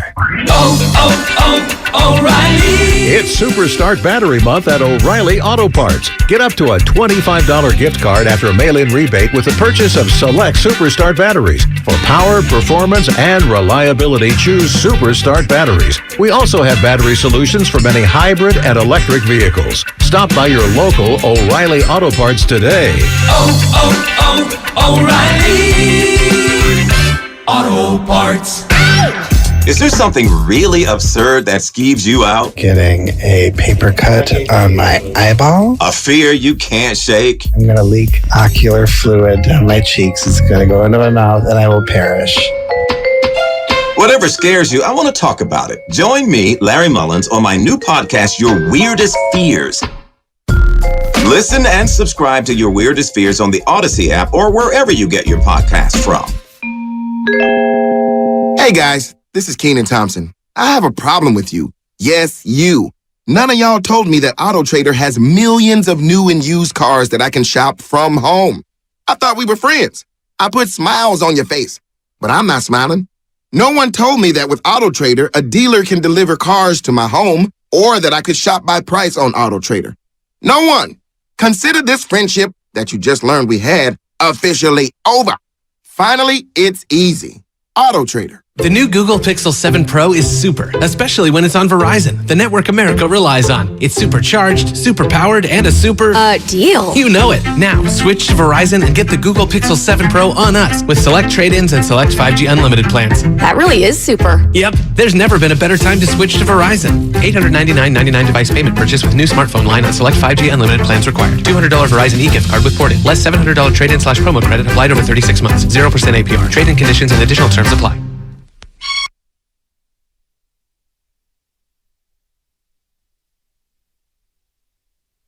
Now back to Damon and Ratto, brought to you by BMW Fairfield on 95.7 The Game. Welcome back. It's Damon and Ratto on 95.7 The Game. We're streaming on Twitch. We're on YouTube. You can join us at 888-957-9570. Larry Krueger has joined us once again for Ray. And Larry, the kids are all right. You know, I don't know what to tell you. I was really impressed by both of them. You can tell that Patrick Baldwin Jr. has done already in his life 1,000 more interviews than Ryan Rollins has. Ryan Rollins went from, a small program at Toledo that had very little media coverage. He probably had 5 microphones put in front of his face before he was drafted, where Patrick Baldwin has had, maybe 500 microphones put in front of his face. Even though he played at a small school, he's been on a national radar for a longer time. And that's the difference in media polish. But the two guys both were just, as soon as it was over, very nice to meet you both. Handshakes, warm kind of, half bro embraces, like nice guys. Very nice guys. Yeah. Really down to earth, really easy to talk to. And, it matters. This is the thing. It matters what kind of people you draft, because it is a small room and it is a relatively close-knit thing. And I remember talking to Bob Myers about this years ago. It's like you got to really do your due diligence, not just on the skill set of the players that you're bringing into the room and how does it mesh with the rest of your basketball team, but personalities matter a ton. And they gauge a lot of that on these pre-draft workouts, but it's also, you got to be somewhat of a sleuth. You got to be somewhat of an investigator. You got to ask a bunch of people, what do you think of this kid?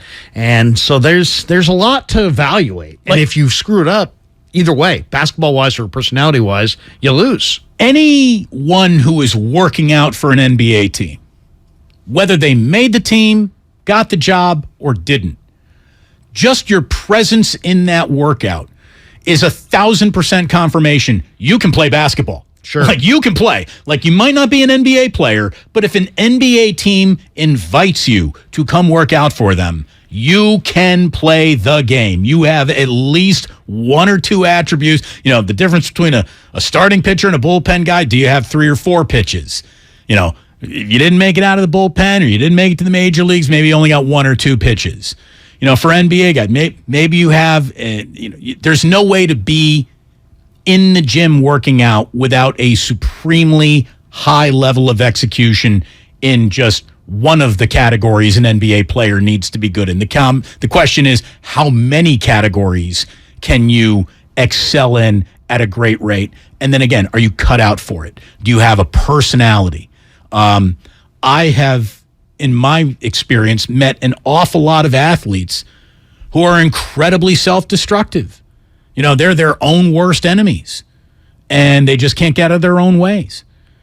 I don't think, if either one of these guys does not work out as a I signed multiple NBA contracts type of player, I guarantee it won't be because of their personalities, Larry.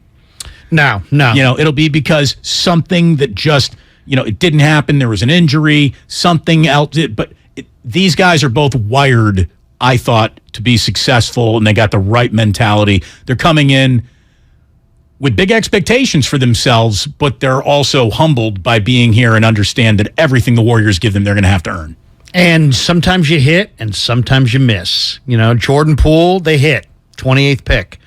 Draymond Green, 35th pick, they hit. Jacob Evans, they missed. Yeah. You know what I mean? And Anthony Randolph, they missed.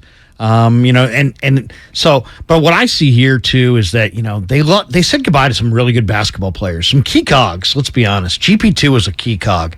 But one thing I like about Ryan Rollins, he's a full 6'4". He's got about a 7-foot wingspan. And I think his defensive ability or defensive upside, now nobody's GP2. I'm not going to say he's Peyton, but he's got really long arms. He's got, 6'10", 6'11" wingspan on a 6'4" player. That almost makes him play like a 6'7" player. It's kind of the reason, it's kind of the same way that Draymond Green is 6'7" or 6'8", but plays like 6'10", 6'11", because of that crazy reach. Reach means a ton. So I'm looking forward to Rollins being that defender that is just, you can't get away from. He's suffocating. As far as Baldwin Jr., he's got a lot of maturity to his sound as a person, but also to his game. And he shoots the ball from, some guys shoot it like in front of them. He shoots it like above his head, and he's 6'10".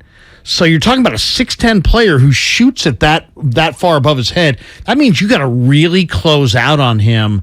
I compare him to like a Matt Bullard with the Rockets years ago, where he played on that team with Ori and Olajuwon and all those guys. And Bullard was hitting threes, and you could never get out on him on the closeouts fast enough because he would shoot it up high, and he was 6'10". So if Baldwin can get comfortable with just the speed and the athleticism of the NBA athlete, I think his basketball IQ and his high release, he's going to do some things that like Bielitsa and Otto Porter did last year, and those guys were allowed to walk. They saved an awful lot of money, and they're hoping to replace those 3 guys with these 2 guys. The size of NBA players is one reason that if I could, what's a wish that you could give your entire audience? I wish everyone in the audience who really loved basketball could once in their lives have a courtside seat to an NBA game, because the game that you watch on TV, the game that you watch from the comfort of your own couch, the big screen TV, the game that you watch from the upper deck, the game that you watch from the top of the lower bowl to mid-lower bowl, from 10 rows back, the game that you watch in the second row back isn't as impressive as the game is from the first row. When you are on that court and you are looking at the size, speed, and power at which these guys are going out and doing what they do, it's really athletically breathtaking to be that close, to see these humans that big, that fast, that strong, playing with this much skill. It's amazing. Most of us watch our sports on TV. Going to a game is an incredible privilege. It really is. Most of us watch on TV, and everything is scaled because, obviously the guys in the backcourt are big guys. They're in the NBA. By definition, they're big. But they're not as big as, your small forward, who's not as big as your power forward, and in the center is established as the biggest guy on the court pretty much. And it's all to scale, and you can see it. And everyone on the NBA court is an NBA player. And most of the coaches and the coaching staffs are like former NBA players for the most part. So the entire damn room is about 6'5" on the small end of it, going all the way up to your big boys. So there's a scale there. Then you stand next to a guy. Patrick Baldwin Jr., his hair scraped our door frame when he walked through it. He is humongous. 6'9", sounds big. Stand next to it as a normal person, and you'll see how big 6'9" really is. Ryan Rollins, on a basketball court, he doesn't look big. That guy's 6'4.5" and was a solid 2.5 inches over me. I'm 6'2". That guy stood over me, and he's not even a big NBA player. So the size of actual NBA players, to actually stand next to them, just pedestrians, humans, civilians like us, it's impressive. Yeah. I mean, I'm 6'2". I'd say Rollins is probably 6'4" and change. And I said Baldwin. But it is true what you said initially about when just the proximity. You should, on your bucket list, should be sit courtside, stand on an NFL sideline during training camp. So one of the coolest things I ever got to do was hold the parabolic microphone. Exactly. That's right, the NFL sidelines. Right on the line of scrimmage, and just stood there for an afternoon and watched an NFL game from the sidelines. And it was impressive. That bordered all the way into scary. Yeah.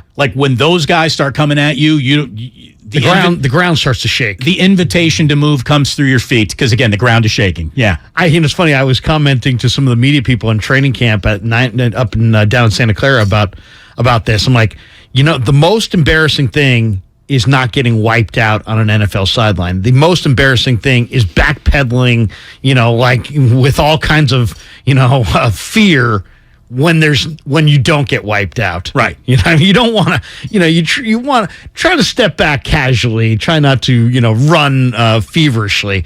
But yeah, courtside in an NBA game, sideline in an NFL game. And then for baseball, you know what? There's so many people that are like, come on, he should have hit that.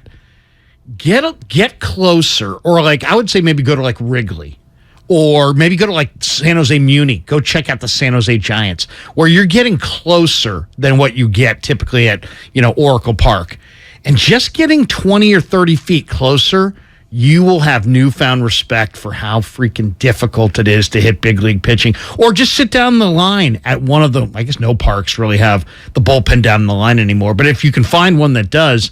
Just sit there and look at how hard these they might throw 3 or 4 soft pitches, and then all of a sudden here comes 92, boom, 94, right. 94, and it's just popping. Yeah, and it's This could be game 115 of 162, and this guy pitches out of the pen 3 days a week or 4 days a week, bringing 95, 94, 92, and it just to see that arm strength and to see how fast that's coming. I mean, you don't even have a blink of an eye to react. This whole, come on, man, he should have. No. You have no concept. Television he shouldn't have. Television does not translate size or speed well. No. Like the very first time you ever see a NASCAR race in person, the very first time you ever see thoroughbreds in person. Go on the rail. You're like, oh my God, I had no idea they were that fast. Like I assumed they were horses, they were fast, but or just the courageousness that it takes to be a jockey. Oh, yeah. On top of a 1,200-pound animal? Yeah. That could throw you at any moment? Right. And then you get trampled by the 14 of them behind you? I mean, those guys, and if you go into what they call the tack room, which is where the jockey locker room, the swagger and the cockiness of the jockeys is off the charts. And think about it this way. Imagine an NBA locker room where instead of having 2 locker rooms, there was one shared by both teams, and you could bet on yourself. Imagine the dynamic in the room. That's the dynamic in what they call the tack room for the jockeys. They can bet on themselves, and they're literally Lafitte Pinkai staring at, whatever other jockey. Lafitte Pinkai pull out here. Yeah, I mean, the late Ron Hansen or Russell Bays is staring at, some other jockey. They're right there in the same locker room competing for, there can only be one winner. And these guys bet on each other. I mean, they don't bet against themselves, but they bet on themselves. And the atmosphere is like the most machismo you've ever seen. These guys are all like 5'1". By the way, I'm going to give you a little credit here. You taught me something today. What's that? I didn't know it was called tack room. The tack room, yeah. I did not know that because I know it's, Remember our buddy Sammy Spear used to come out to the track, Krug. So I would go out there, and then he set me up with an interview with Lafitte Pinkai, and Lafitte was getting ready to leave. Lafitte's got a girlfriend she was like a 6'2" Brazilian model, and he's like he's 5'4". He's like 5'4", and everybody calls him the Pirate. And these guys have, from holding the reins, their hands are rocks, right? They're super strong hands because they got to direct a 1,200-pound thoroughbred horse. So you shake hands with these guys, and you're like, wow, man, your hand is like, it's not huge, but it's small, but it's like hard and muscular. It's like an NFL wide receiver. Ever shook hands with an NFL wide receiver? Their fingertips are so crazy strong that it's like, dude, you could crush me if you just decided to crush me with your hand. The tack room. I had no idea. I learned something today. Walt in Palo Alto. Walt, you're on 95.7 The Game. Hello. Hi. How are you guys? Very well. Back in 2006, my wife had a sabbatical in Finland. And so along about March, we left for Finland, and along about June or July of that year, we came back. Now, the thing was, Krueger, you were on the radio on KNBR when I left, but when I came back, there's this other guy on the radio. Who is this guy? Damon Bruce. Oh, it was me. You're talking about me and then him. The transition. Yes. Exactly I was doing sports phone, then I got moved out, and Damon replaced me. Right. Okay. All right. Thanks for bringing that up. Well, here's the funny part about it. You didn't think he was as good, did you? My roommate. Go ahead. I'm sorry. Shut up. So, my roommate's name was Bruce Damon. When I was in architecture school at the University of Illinois back in the early 60s.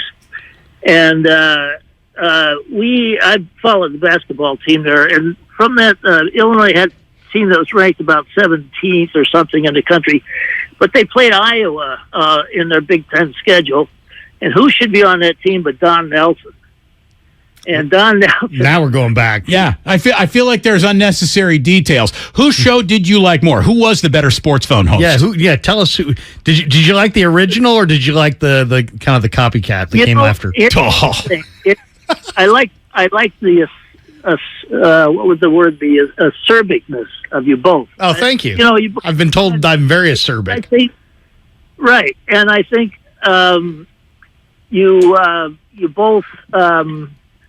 I keep to this subject, I mean, I and I'm so sorry, Larry, that you somehow, I went away somewhere just recently, and I came back, and you were no longer on KNBR. I know. Again. And now I'm here. And now he's here. He gets rid of that old man smell that is the other station. And he gets to join us youthful. I went from the Chesterfield to an Ottoman. Totally. Or a Chesterfield to a, I don't know. What's a newer name for a couch? I don't know. A futon. I went from the Chesterfield to the futon. No, look, it was fun. So someone was telling me the other day, somebody said that when you and I work together, it should be called a Revenge of Sports Phone. Another person the other day said we should call it, the show should be called the... Red and Gold Rat Part 2? No, it was even better than that. It was the Caribbean Sandbox. No comment. Yeah. No, so what's really even funny, I guess for those who think I got the sandbox part now. Yeah, okay. I see that. I see you working. Yep. No, so it's the people just bringing up our best moments. Yeah. What I don't think anyone knows is that before Larry exited and I entered as the nighttime host, we had been friends for years. And I had actually...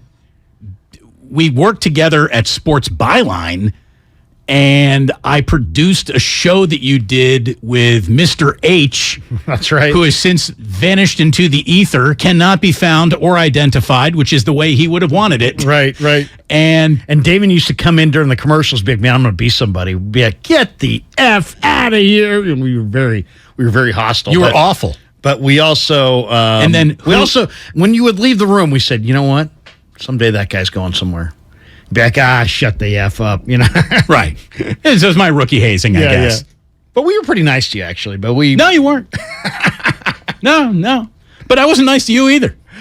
You didn't have a lot to do. That was it was a late night show. It was great. Nothing but calls and more calls and more calls. We were all high as kites.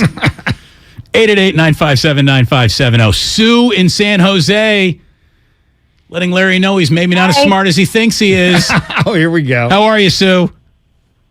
I'm doing well. How are you? Very well, thank you. So yeah, I'm a big thoroughbred racing fan, and I've met a lot of jockeys and trainers, and I'm a fan. And anyways, I wanted to correct you. Please do. It's actually where the equipment is for where the jocks are, where they get dressed and everything. It's actually called the jocks room. The tack room is where they put all the horses' equipment is, like the saddle and the reins. And all right, well, I don't have Sammy Spear here to defend me, but he told me, he said, Krug, you're going into the tack room. Sue, thank you for letting this guy finally know what's what. Seriously. He's just so off target usually. No, thank you very, very much.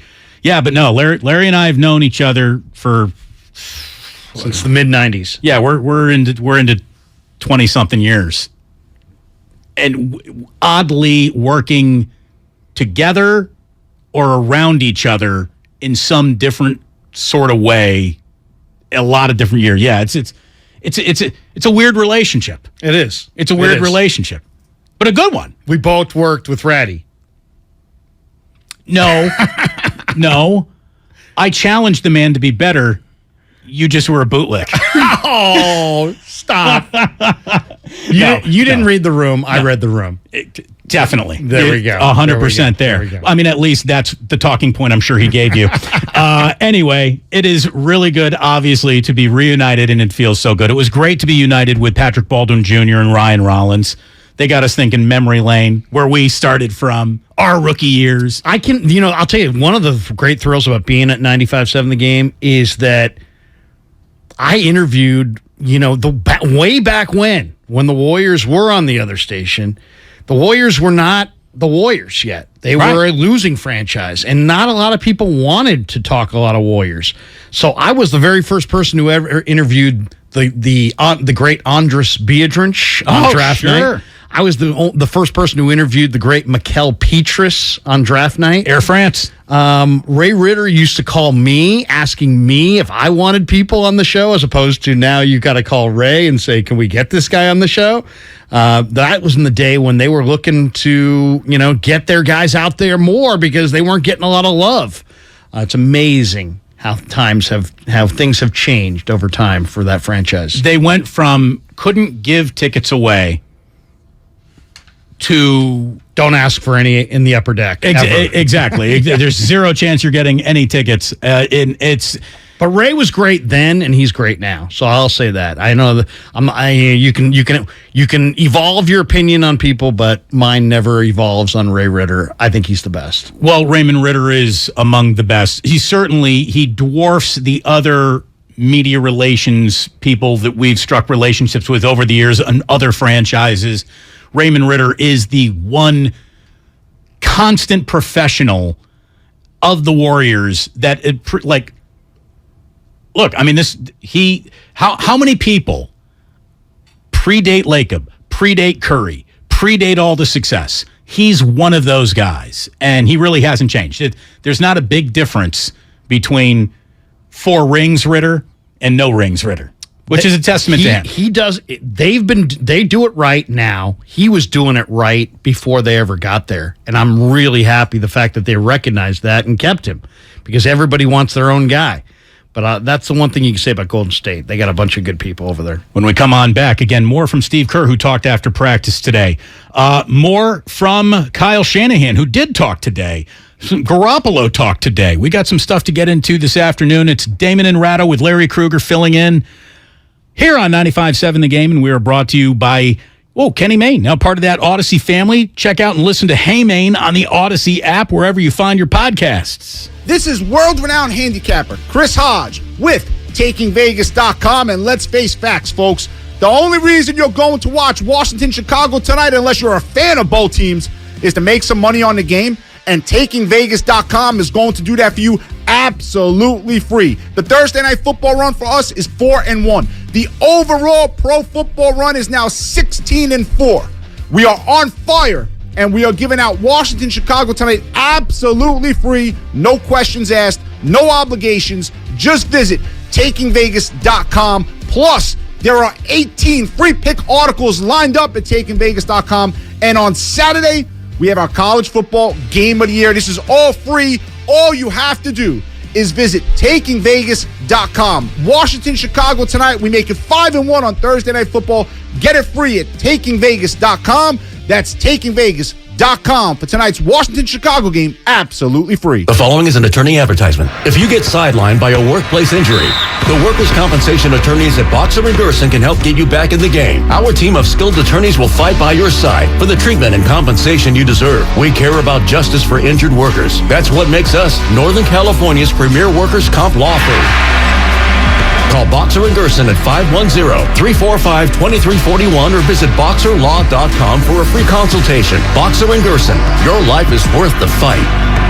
Golfers, now at the Golf Mart, it's time to hit faster, longer, and straighter with Titleist. The new TSR drivers are designed to maximize distance and elevate your performance. Titleist TSR driver, pushing for perfection every day. Come into the Golf Mart for the new Titleist TSR drivers and get custom fit for free today. Can't make it in store? Visit us online at worldwidegolfshops.com. The Golf Mart, home of the 90-day satisfaction guarantee and family owned and operated since 1984. 1-877 Cars for Kids. KARS Cars for Kids. 1-877 Cars for Kids. Donate your car today. 1-877 Cars for Kids. KARS Cars for Kids. 1-877 Cars for Kids. Donate your car today. Donate your car today at carsforkids.org. That's cars with a K. Your car, running or not, can be picked up as soon as the next day. You'll get a maximum tax deduction and a vacation voucher. 1-877 Cars for Kids. KARS Cars for Kids. 1-877 Cars for Kids. Donate your car today. Now accepting donations of land, homes, buildings, or any kind of real estate. From abortion to inflation, the issues in elections across the country have far-reaching implications for the Bay Area. We're breaking them down on The Home Stretch, Odyssey's new original political podcast. I'm KCBS political reporter Doug Sovereign. Each week, I'll talk with a range of experts to give you a no-fuss 15-minute download of the most pressing issues on this year's ballots. KCBS delivers all news all the time on the Odyssey app. And listen to The Home Stretch on the Odyssey app or wherever you get your podcasts. Chest up, engage your core, dig At deep. Misty's gym, boot camp gets pretty close to the real thing. She wants to spot a personal trainer with a military background. I can cover this week's boot camp, but we need someone staff. Isn't your cousin a Marine? Indeed can help her hire great people fast. I need Indeed. Indeed you do. We instantly connect you with quality candidates whose resumes on Indeed match your job description. Visit Indeed.com/credit and get $75 towards your first sponsored job. Terms and conditions apply. Do you think all premium fuels are the same? Well, your engine doesn't.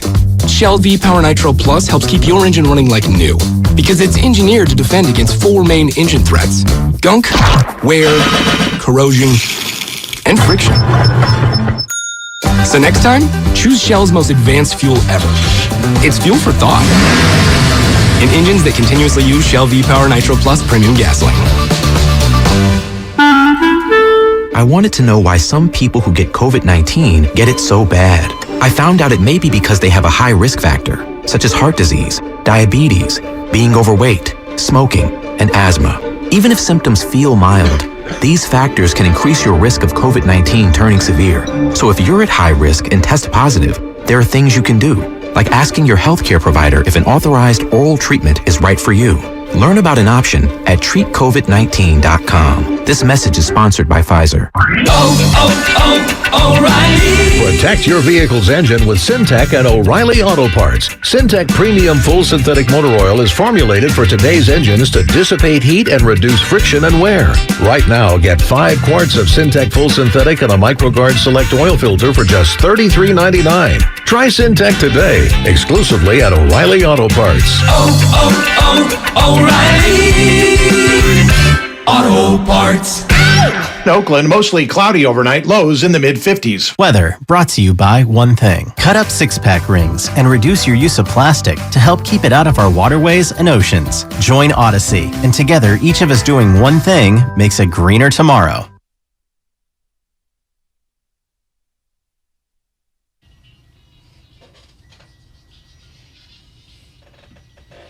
Now back to Damon and Ratto, brought to you by BMW Fairfield on 95.7 The Game. All right, so people loved the walk down memory lane, the war stories that we just shared from stations of yore, days of yore. A lot of people said they didn't know you and I knew each other before the whole transition. Larry and I got history together, man. There's no doubt. And we have been around this market now so long indeed. We were here when the Golden State Warriors absolutely sucked. And Drew Down, who is one of our chatters on the YouTube page, great joke. I mean, this joke gets told all the time, but I hadn't heard it associated with the Warriors song. He said, I remember in the late 90s when the Dubs were so bad, my dad had 2 tickets to the game. He left them in his car. Someone broke the car window and left 2 more tickets. Dude, I can remember being like jacked that they got Larry Hughes. Larry Hughes! I got Larry Hughes! Dude. It was like, I mean, but I'll say this. I was that guy who literally was listening to the NBA draft coverage, and when Russ Granick came across and said, and the Golden State Warriors with the 35th pick in the second round take Draymond Green, I turned to my kid in the back seat and high-fived my kid. I knew Draymond Green was Draymond Green. I didn't know Draymond Green was going to be an all-time Hall of Famer, but I knew Draymond Green was a great second-round pick. Well, so did I, because you know, at Michigan State. Big he Ten. led them to the Final Four. Dude, he was the Big Ten Player of the Year. Right. They ran their offense through Green. Not only that, people say, well, yeah, he was on those Michigan State teams. No, he wasn't on those Michigan State teams. No, it wasn't the Flintstones. It wasn't the Flintstones. There was no Mateen Cleaves. It was Draymond and a bunch of dudes. I mean, we could look it up exactly who was on that team, but my buddy, that was not a stellar Michigan State team that he led to the Final Four. So when they got him, I was like, oh, yeah, that was great. My kid was like 4 or 5. I'm like, high five. He's like, why are we high fiving? I'm like, Draymond Green's a Warrior. Dude, my buddy, Big Benny, another Hoosier. As soon as the Warriors picked Draymond Green, I got a text from him right away. He's like, robbery. Yep. Just, you got maybe the best player in this draft in the second round. And I have to go back and look through that. But Draymond, obviously, if we're redrafting, he's a top 5 pick. Yeah. I mean, come on. They took Festus, who we had on the other day, late first in that same draft. That's right. So it was, good memory lane. And good joke, Drew Down. Good one. We do have Steve Kerr talking. And Lucas just told me in my ear that Draymond Green has just addressed the media once again, and he's cutting up some sound right now, and we'll have that for you as we get into our 5 o'clock hour. But this is Cato. Cato from Oakland. You're on 95.7 The Game. Cato, what do you got? Man, I have never sat courtside at a game. I haven't been that lucky. But growing up, I used to play basketball all the time, and I've said about 20 years ago, I stepped into the club sport, and Tony Delk and Adonal Foyle were there. Nice. The one club sport in Walnut Creek, that place? No, in Oakland. In Oakland, okay. I changed to Club 1. Gotcha. So I said to myself, that's Adonal Foyle. Now, he's a shot blocker, so I'm just going to stay out here. And, he's not going to handle the ball. I see him at the Warriors game, so we don't have much to worry about as far as him. Let's play. This guy was 6'9", about 265 pounds at the time. He was LeBron. I've never seen him handle the ball like that. I had no idea he could do that. You didn't want to get in his way. He was a freight train. He was handling the ball like a point guard. And this is when I realized that, NBA players actually play their role because they're really good at basketball, period. And Adonal Foyle just shocked me with his size and speed. And it was really incredible, even though I knew he was an NBA player. So, yeah, you really get to see these guys up and close, man. It is amazing. You know what you ought to do? You ought to hit the Pro-Am. Hit the Pro-Am in the summer. Get out to Pot Hill or Kezar and watch an NBA player or two go against just like the best local high school and college players in the region. Right. And watch. Just cook them. Yeah. I mean, guys who you think of, he's a defensive stopper. Yeah, he just went for 47. You know what I mean? Right. It's Dude, Tony Delk. Tony Delk was great. From Kentucky, obviously, so I hated him. 6'2", but like long arms, like a 6'6" guy. Tony Delk didn't have to bend over to tie his shoes. Seriously. Like, he just had arms for days. Yeah. So, I got Tony Delk flashbacks. I'm sorry. Ron Mercer on line 3. I used to go to Kezar in the summertime and watch like GP, Kid, Brian Shaw. I mean, we'd go watch the Dream Team against San Francisco, Bay Raiders, and all these guys. And it'd be like guys that I watched in high school play either, private school, public school, and went on and played at Pepperdine, Eric White, Levi Middlebrooks, all these guys. And they all would come back in the summer, Damon, and there'd be like 1 or 2 NBA players, maybe a couple Warriors would come over and just light the place ablaze. That's awesome. It's what's the difference between someone who's really, really, really, really good and NBA good? And you wouldn't think the difference would be the biggest chasm it could possibly be, but it is. It is. It absolutely is. Again, Ryan Rollins and Patrick Baldwin Jr., if for whatever reason it doesn't work out in the NBA for them, either one just showing up in Europe would have a chance to be like a European MVP. Yeah. Like that's how it goes. So, by the way, Patrick Baldwin Jr., he's not going to Europe, and I don't think Ryan Rollins is either. Those guys got some absolute game to their game, and they're going to be rotation guys at some point. May not be this year, maybe this year, but at some point they're going to be. Well, there's have to be an awful lot of attrition because, man, just the other night when the Warriors JV team was taking on the Trailblazers JV team, dude, Dante DiVincenzo looked fantastic. What about that kid Sharp? Yeah. Did you see him for the Blazers? A kid who barely ever played before the he is sick. He is ridiculous. We're not doing Portland radio. No, but that guy's going to win like a dunk contest. I mean, he is really something. Shaden Sharp, maybe? We could sit here and talk about how, all these NBA names and all the NBA players, like all your Warriors that are going to be hard to get in front of, and we wouldn't even bring up the name JaMychal Green yet. Oh, Dude, Jermichael Green is the reason why Patrick Baldwin Jr.'s minutes went from maybe about 8 a game to maybe about 4 a game. You know, I mean, how are you going to get in your rookie year in front of that guy? Kuminga and Wiseman obviously are taking front court minutes away from Patrick Baldwin. There's just no doubt about that. But he may get some run because the one thing about Kerr in the Warriors is when they do have a guy who's hurt, they're always taking the macro view. So they'll sit him. And they'll play their bench. You know, at least we saw it last year. I expect Kerr to do the same thing this year. They have a luxury of being able to rest important older players without much of a drop-off, even in the depth, because this team, Dante DiVincenzo, Jermichael Green, Moses Moody, Kuminga, and Wiseman, any other team, we're talking 6, 7, 8, 9 off the bench. On this team, we're talking 8, 9, 10 off the bench.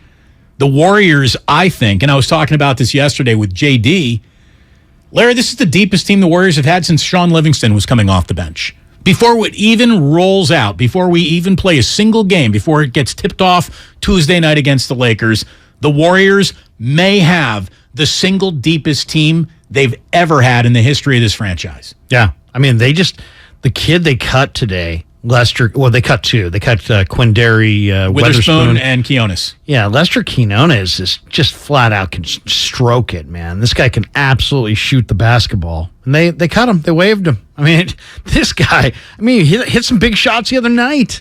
But did you see the DiVincenzo one-hand full court? I mean, maybe not full court. It's more like half-court pass on the break. Yeah.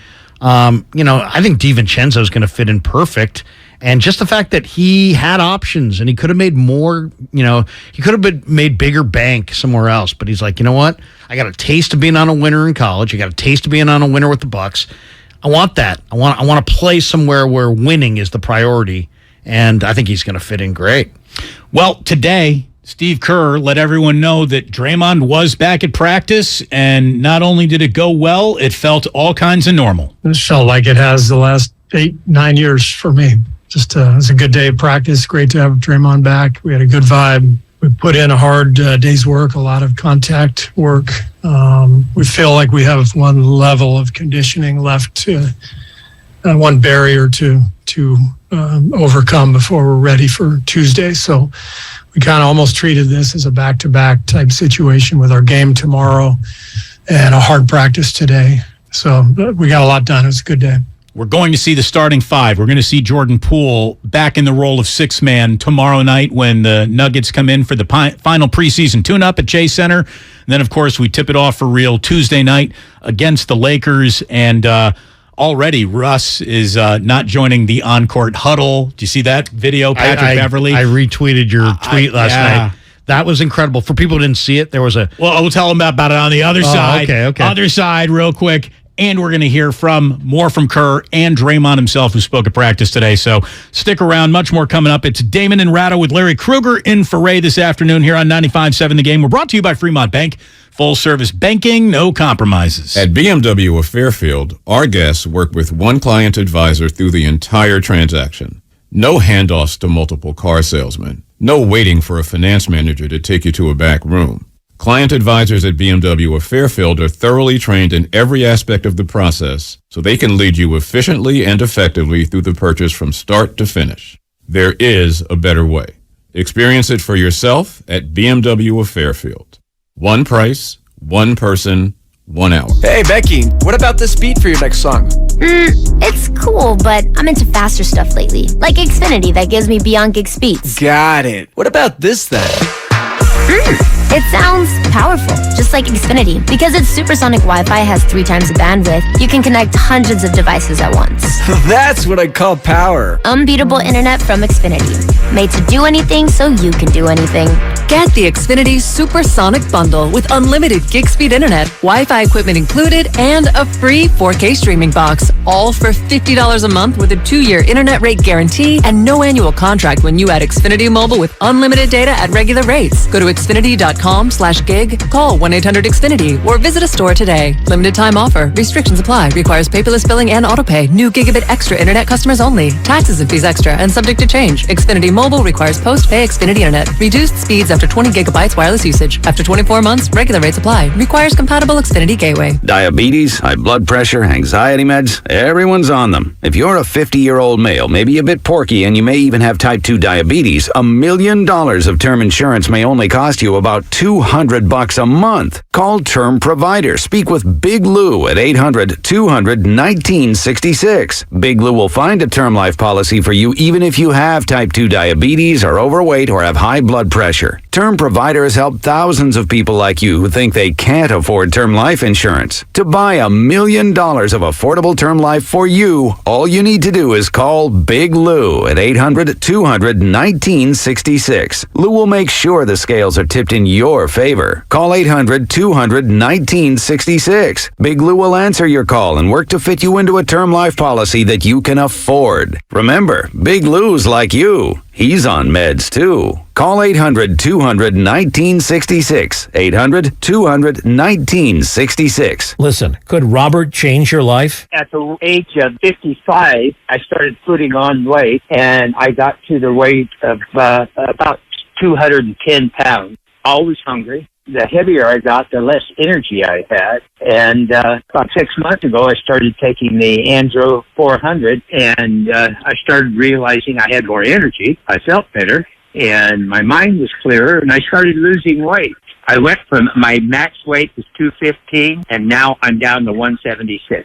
My waist size has dropped from a 38 to a 32, and I've lost these big love handles that I had on my side, and I just look a lot slimmer. Since 2004, Andro 400 has helped men lose belly fat, gain energy, and to look and feel their best. Go to andro400.com for more true testimonials, before and after photos, and special discounts. Only available on andro400.com. andro400.com. Attention, guys. By now, you should know that when it comes to meal enhancement pills, most of these contain the same ingredients that are repackaged over and over again. Why take the same old when you can perform in the bedroom with confidence at the highest level? That's why Noxitril needs to be on your bedstand. If you thought that the little blue pill works well, wait till you try Noxitril. It's like Viagra on steroids. Thousands of men each week have switched from that prescription blue pill to Noxitril. That's because Noxitril is automatic. No need to worry anymore. When it's time to perform, we've got this. Explosive results you can count on with no side effects, no stuffy nose. We want every man to try Noxitril, so call now and take advantage of our special free bottle offer today. Oh, and as a reminder, please use the Noxitril dose as directed. It's that strong. Call right now and get your free supply. Call 800-486-1608. That's 800-486-1608. It's like Viagra on steroids. Improve your sex life with your free supply. Call 800-486-1608. That's 1-800-486-1608.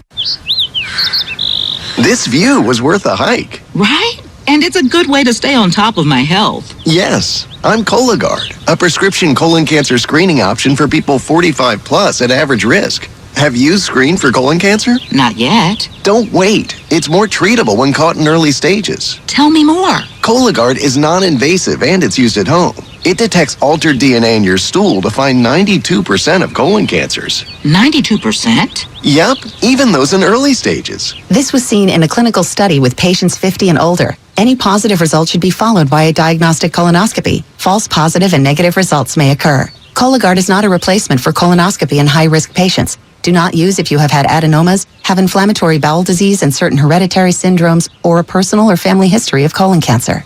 Most insured patients pay $0. Ask your provider or an online prescriber if Cologuard is right for you, or visit Cologuard.com. I'm in. You're listening to 95.7 The Game, KGMC FM at HD1 San Francisco. Always live on the free Odyssey app.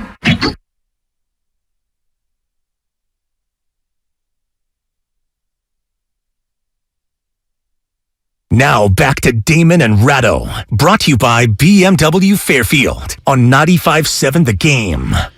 Again, welcome. It's great to have you here. We're streaming on Twitch and on YouTube. Go ahead and join the show, 888-957-9570. Earlier today, joining the show were Patrick Baldwin Jr. and Ryan Rollins, the rookie class of the Golden State Warriors. Really nice young men. I suggest you go back and check out those interviews. They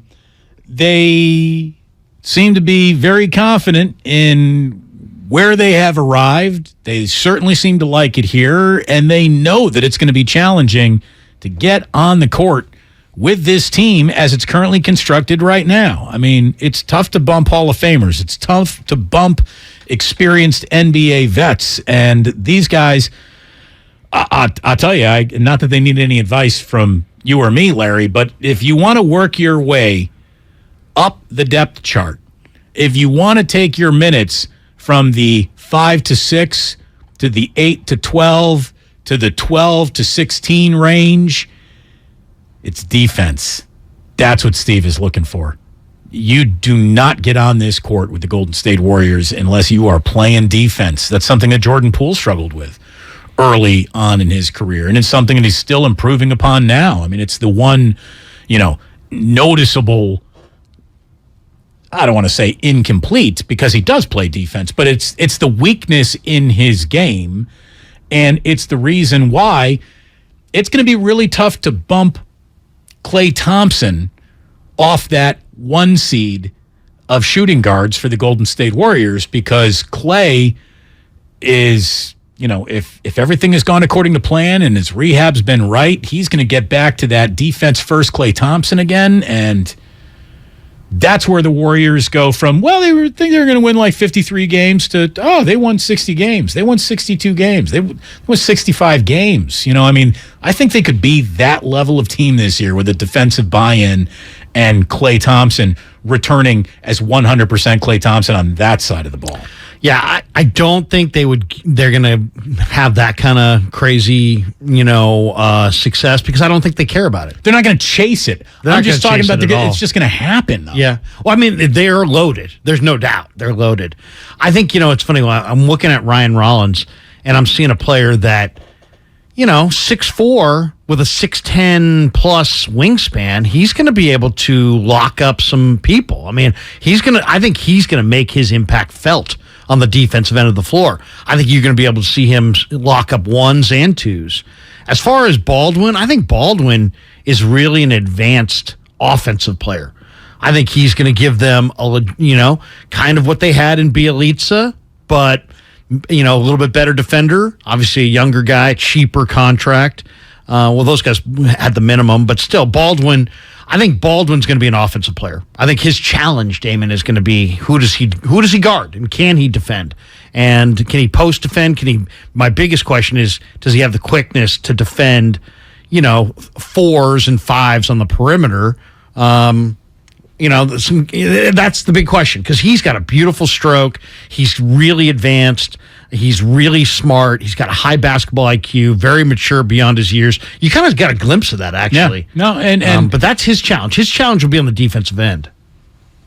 And if you're not, ready to just play man-to-man straight up, I stayed in front of my guy, rode him to the rim defense, rebound. I mean, that's it. The number one way to work back into your coach's good graces after a poor defensive presence is to rebound the ball. This team now with, they're going to be a better rebounding team if James Wiseman is just there. And the amount That's a big question. That is the big question. How good of a rebounder is he? The amount of defense that they are now able to play and how they go about playing defense, I wonder how much it changes with James Wiseman being a little bit of not a classic rim protector, but a guy who can get in front of shots.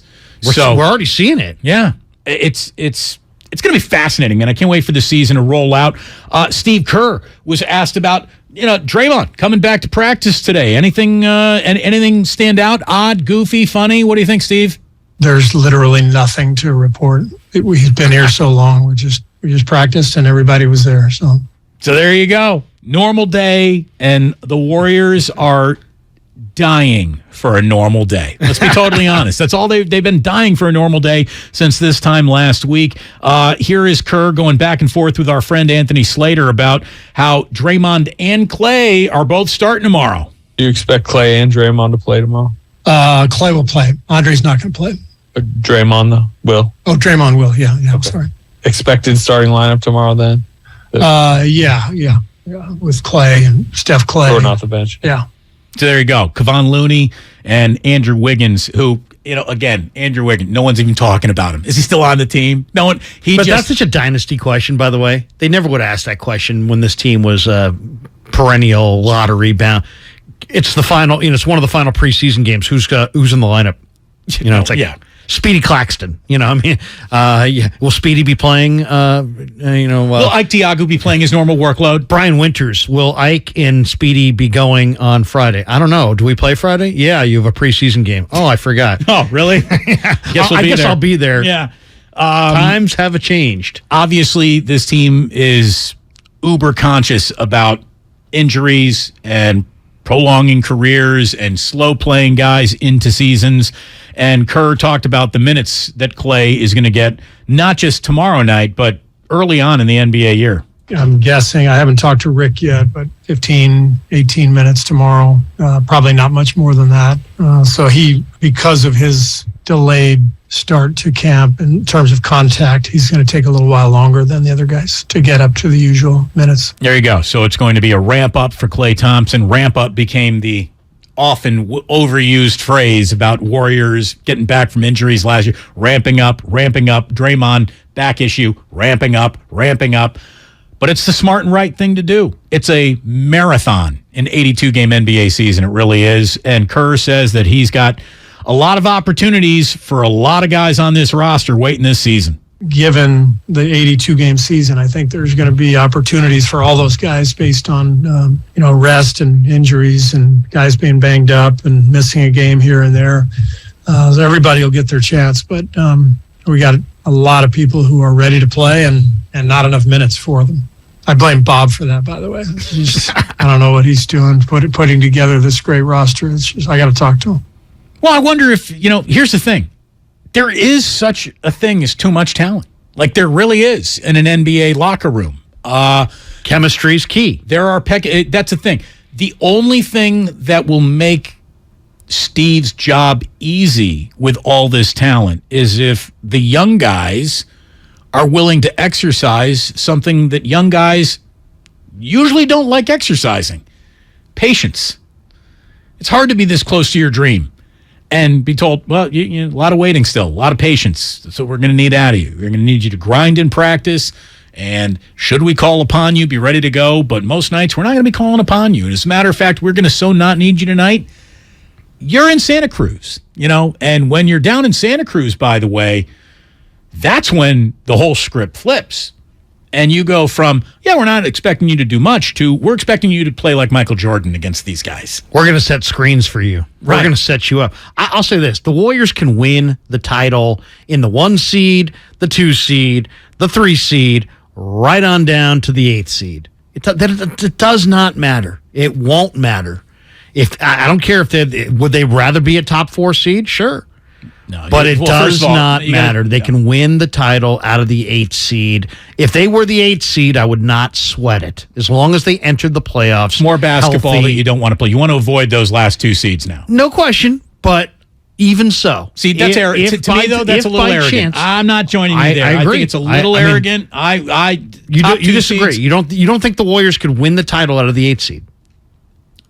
Look at it this way. If you'd like to push the boundaries as far out to how do they lose, that would be a good way to start. Are you telling me you got to be on the road all the way through? They won the title on the road. Sure. Sure. No, look. In the Garden. We know what they have done, but eventually this too will pass. You know what I mean? They won't be great forever. So be as good as you can while you can to set yourself up for the best run that you got. I'd rather be healthy and rested in the 8th seed than not healthy, not rested, and I'm the number 1 But you seed. just played 2 play-in games to get your 8th seed. You know what I mean? So I understand. I understand. I understand the whole play-in thing, and I hate that. But whatever. That's an NBA creation, modern creation to try to make the regular season a little bit more relevant down the stretch. I get it. It's fine. I'm just saying, you put them as the number 1 thing is health, health and rest and be clicking. Be clicking in March and April. I don't care if it's the 8th seed, the 7th seed, the 1 seed, the 2 seed.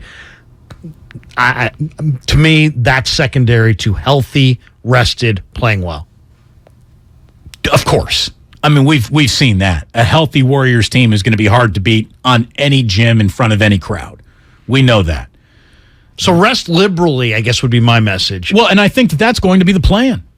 That's going to be the plan. And while they're resting liberally, I actually think they got enough talent coming off the bench to where they could still be kissing, 55, 58, 60 wins. I mean, that's the thing. I think that they are going to be at a win total that has them in a top 3 seed without even trying.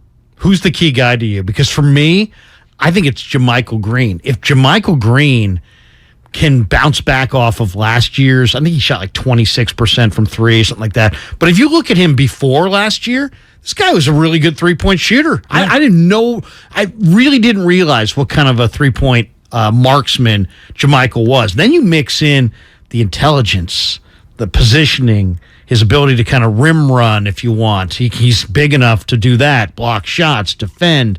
I think that's a really nice ad. If his 3-point shot rolls around and comes back to where it was a couple years ago, watch out for this team. Hey, what if this guy's 3-point shot comes back to where it was a couple years ago? First name Stephen, last name Curry. He came into my life, now everything is less blurry. Oh, Steph Curry. What if he is not, what's wrong with Steph's shot? It's a little off this year and is a straight-up MVP candidate just rolling through this league, blazing him down for 400-plus threes again. That is, who's my guy? I'm going to go with him, but that's an obvious answer. More to the question you were asking, who's the other guy? Yeah, like out of the non... Dante DiVincenzo, I think, could be the That's interesting. real man that guy... Because he knows how to make basketball plays. Could that guy... tonight's game felt like it was going to be a loss, and it turned into a win. Why? Well, DiVincenzo came in there and for 6 minutes took the game over with 3 steals, 3 buckets, and 3 assists. I mean, I really think that he could be this year's energy guy. Like the way that Gary Payton II was last year's energy guy. Even though he didn't have much of a he didn't have the reputation. There was never a moment where he wasn't in the game where you're like, man, this might be our best lineup. He was so good at times last year. So I just think that Dante DiVincenzo is going to have an awesome year. And in terms of homegrown, Moses Moody could be that guy this year.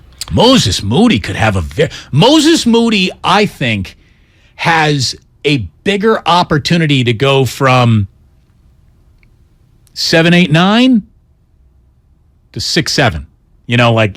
He's right there almost with Jordan Poole as Steve Kerr's preferred first guard off the bench. It's funny, I was talking to Eric Musselman about Moses Moody about 6 months ago, and he pointed out that Moses Moody deferred more in his first year than almost any player he's seen. And I agree. There was so much more there. If you had put Moses Moody on the Sacramento Kings last year, he would have had a totally different season. Number 1 selling jersey in Sacramento. Yeah, exactly. They'd be walking down Arden Fair Mall with the Moses Moody jersey. And Mike Brown might not be there at this point. But you know what I'm saying? I mean, Moses Moody had game, and he's just such a good person that he deferred last year out of respect for the situation he was walking into. Well, and a smart player does that. Yeah. A smart player reads the room. He did, and he really did. He deferred more than I think he even had to. He could have taken more shots. He could have been more about himself. But he's such a good guy and such a team guy that he deferred for the whole year. I agree with you. I think Moses Moody could take it to a level this year where you're seeing Moses Moody jerseys around town. By the way, speaking of reading the room, you want to call Radnich and see if he wants to come in and do tomorrow's show with us? My guess is he's going to say no. No. But I'll call him. Absolutely, I'd call him as soon as the show's over. Go ahead. I don't think he's taking my calls. Anyway, we do have Fresh, piping hot Draymond Green sound to get into. He spoke to the media after today's practice, and you already heard from Steve. It went very, very well. Draymond asked about the time that he took away from the team to, I guess, work on himself. It was great. I spent a lot of time with my kids. Made eggs with my son. Taught him how to cook. I cook really good eggs, so I taught him how to cook some eggs. It was great. Spent a lot of time with my kids, but also a lot of time dealing with this stuff too. So it's been some long days, but it's good. Well, everyone knows. Gonna make an omelet. Got to break a few eggs, right, Draymond? Now, look. How do you like your eggs? Me personally? Yeah. So Are you a scrambled guy? I'm not only am I a scrambled guy, I will make the best scrambled eggs you've ever had in your life. Do you put milk in it? No. No milk at all? What are we, heretics? No. Not even a touch of milk. Not even. Makes it a little creamier. A shtick. No, we're using butter, Larry, to cream up. You always go a little butter in the pan just so you don't get the the stick. See, no. See, little slice of butter in there first, and then you pour the room eggs? temperature pan. I had the single greatest video I ever put out online was me cooking scrambled eggs. You haven't seen this video? No. Oh, no wonder why you got so many. I got my own YouTube channel. I haven't even seen it. Is it on YouTube? I don't do YouTube. Where can I find this video? I don't know. Maybe it's there. But no, I made a scrambled egg video. You don't do YouTube. If I invited you on my YouTube channel, you wouldn't come on? I would be on with you, but Okay. I don't have my own channel. All right, No, of course I would come on. Give it time. What, for the invitation? No. You got the standing invite. Are you kidding me? Love to have you on. I've already invited Guru on. He wears the shirt. Talk to my agent. I know him. That's how incestuous this really gets. This is Draymond. So I want to know what kind of eggs Draymond likes. And I would like to have a scrambled egg cooking contest with Draymond Green. I will meet him at a stove. Any stove you name, Draymond. I'll meet you at a stove.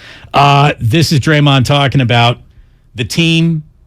Are they in a better place now that that they've all gone through this, I guess? Yeah, I think the more time we get away from the things, the better. We had our conversations about what we needed to do moving forward, and we're going to do that. We're not going to continue to hold on to the past. Doesn't mean, people don't have feelings towards what happened or a situation, but we do all have goals, individual goals, team goals, and we understand what needs to be done in order to reach those. And that's what's our focus. Professional goals. We were talking about that yesterday. What is a pro? A pro is being able to go and do your job, even though you might not like the situation it's happening in, the coworkers that you have around you, how you feel about being there that day, how someone might have offended you in the past, but it just doesn't matter, anymore. And being a pro means going to work when you don't want to. And I think that all of these guys are pros. And even if there were lingering hard feelings, the pro that Jordan Poole is going to see him and this team through this. Draymond asked if he is about to, repair the trust that was broken. And Grandy said, this might be the best soundbite we got. So here it is. Draymond talking about building that trust back up. Everyone says, build trust as a team. I don't really quite understand that. What's trust? Is it trust that you're going to make the right play? I think I always make the right play. I mean, to the best of my ability. I don't always make the right play, but to the best of my ability. So is it that? Is it, what is that? I think, what we do have to do is make sure we're together, make sure we're doing the necessary things that it takes to win a championship, make sure we got each other's back. But I think of so many different things when I hear the word trust that I'm not always certain that is the most fitting word for what people are trying to say. I think it always sounds good and everyone kind of has this idea of what that means, but yet, what does that truly mean? I don't quite know. I do. I'll be happy to tell you. Trust that you won't sabotage this season. Trust that you won't snap on another one of your teammates in the name of, that's just the way Draymond's wired. That's so Draymond. No, you can't be trusted to do that anymore. I mean, that's what we're talking about here. The trust is you not sabotaging the good feelings and good vibes around this team because you're having a bad day, Cupcake. That's what it is. Okay, but that's the trust that he's talking about. This has got nothing to do with on-court trust. This has to do with off-court trust. Trust in the locker room. Trust that you really got my back. Trust that you're not going to punch me if I say the wrong thing to you in practice. I would say the word that he's really kind of hunting for is cohesion, right? You want cohesion. And if you're fighting your teammates to the level that he hit Poole, that's chaos on some level. It's a chaotic feel. But here's the other thing that also I think should be broached. There's a lot of, especially with championship teams that are viewed as borderline dynasties, there's a lot of I don't want to say apathy, but just kind of like going through the motions and, how do we get that edge back? You could argue that at least there isn't, Jordan Poole was maybe going to have a higher opinion of himself as time goes on, as he gets paid more and gets more applause and more credit and more money. And Green's going through, a decline in his career. Eventually, he's at that point where he's starting to decline. Who knows? Maybe in a real perverse way, this could be a positive in that nothing's going to, build over the course of the year. They've already had this thing come to a head. They've already thrown, he's already seen a blow thrown. We've already seen the whole distraction. Maybe they can just get beyond that. And maybe in a weird way, this can be a positive in that, it killed the drudgery.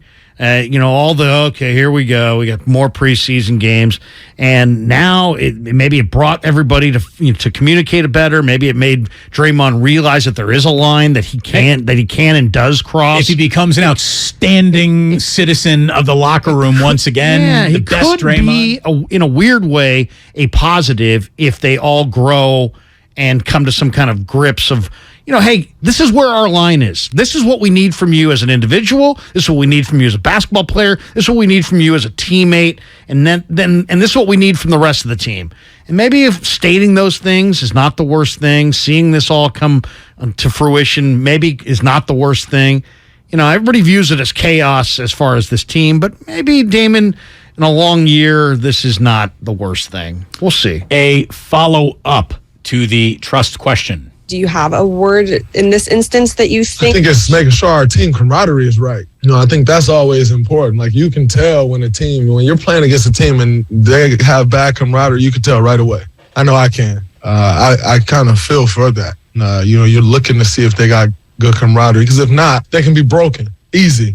And so I think for me as a leader on this team, like, you just got to make sure you have good camaraderie. If you have that, you can almost build through anything. If you got good camaraderie amongst your guys. Bingo! That's what we're talking about, Dre. That's the trust. Trust that you will not be the guy that nukes the camaraderie. That's where the element of trust needs to be reestablished. And boy, let me tell you, like you and I were talking about right before we took a commercial break about 26 minutes ago, that Lakers video of, Pat Bev is out there. He's calling for like a huddle up around the top of the free throw key. And LeBron walks over. Anthony Davis is walking over. Other Lakers who are on the court are right there. And they're like, come over, Russ, get in this little on-court huddle. And Russ was, basically not even looking Doesn't in want their to be part direction. of it. Intentionally didn't want to be part of it. Well, now there is another little video that showed that he was talking to one of the coaches, and his mind might have been over there. But like Draymond says, even beyond that one video, which might not be completely representative of Russ dissing Pat Bev to not join his huddle because you ain't established as my leader, Pat Bev, and I don't like you. Those guys are going off in a fight this year, right? 100%. Larry, that team, they got camaraderie issues in preseason games. Yeah. You can see it. And, the whole before pregame, Russ goes off and he always does his own thing. He doesn't really ever get in the pregame huddle. Maybe start doing something a little different. Like maybe be a better teammate. And that guy just cannot get it through his incredibly so thick. I've actually seen his skull dented and popped out in the same night. I mean, here's the thing. I want to love Russ Westbrook. I really do. Like that guy dies out there playing as hard as he can. But he's such a terrible teammate, and he's such a ball hog, and he's such a volume shooter that his effort to give everything to his game, I don't think leaves that game that he was in necessarily in better shape. KD was right to bolt from him. He knew he wasn't a winner. The guy's an incredible individual talent, but he doesn't play team ball. Nope. And Beverly and him don't let the triple doubles fool you. Yeah, I mean, and he makes $47 million or whatever. I mean, it's, that when I saw that highlight, I'm like, oh my goodness. When we go look, it made me go look for the Vegas over-under for the Lakers. Because I had the Lakers last year under, and it was cake. It was in a waltz. It was 52.5. Oh, in a waltz. Yeah. By the way, a little follow-up for Draymond. I don't think that's something that really gets very shooken. You have incidents and things that takes place over the course of a year, but I think, your camaraderie is built on who you have on your team to the core, and I know, at the core of what we've built, we have great guys. We have competitors. We have, guys who want to win. And so, when you have that, I think camaraderie is a strength of ours. And I don't think that'll be taken away because we have an incident that takes place. No matter how good, no matter how bad, I think that goes deeper than what happens on a day-to-day or what could happen on one particular day. And he's right. But what you need to know, Draymond, I guess, that maybe has not been thoroughly explained or you've reflected upon, that you, in one swing, did more to erode camaraderie than any other team or any other player could have come and done to you by beating you guys in a game or anything. Like, to have, whenever the call comes from inside the house, it's always scarier. And that's the thing. Draymond might have lashed out in Oklahoma City, but really the lashing out Draymond has ever done that made fans angry at him, he was lashing out at officials or other NBA players or teams or issues. And that's Steven Adams' crotch. Right. His anger was always pointed outside of the Warriors locker room. This seemed to be an instance of his anger being pointed not just inside the Warriors locker room, but specifically at one guy whose demeanor in the locker room he thought needed to be chin checked. Like Jordan Poole.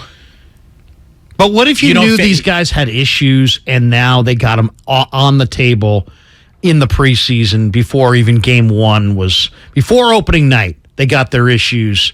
Well, then let's roll. Solved. Then let's tip it up on Tuesday and not speak of this again. And I said this to JD because there's a group of the fan base who is not happy, won't be happy with Draymond, still pissed that he didn't get suspended, wanted to embarrass him by not going to ring night. And I do think there's going to be a smattering of boos as he gets introduced at Chase Center on opening night. I really do. I think that's going to happen. That to me is wrong. But if the team, here's the thing: if the team's over it, if Jordan Poole's over it, who are we to carry water for this issue? Who is anybody? Like if you can't tell someone that their marriage is bad when the bride and the groom are saying we're good. We're going forward. Doesn't matter what you think of it. We're good. And that's, I guess, where I come down on all this. If Jordan Poole is cool with it, if the team is cool with it, if Draymond now pledges to be on his best behavior, you're not going to see this side of me again, then it should be over. Then it is over. And there's really nothing to sit around complaining about.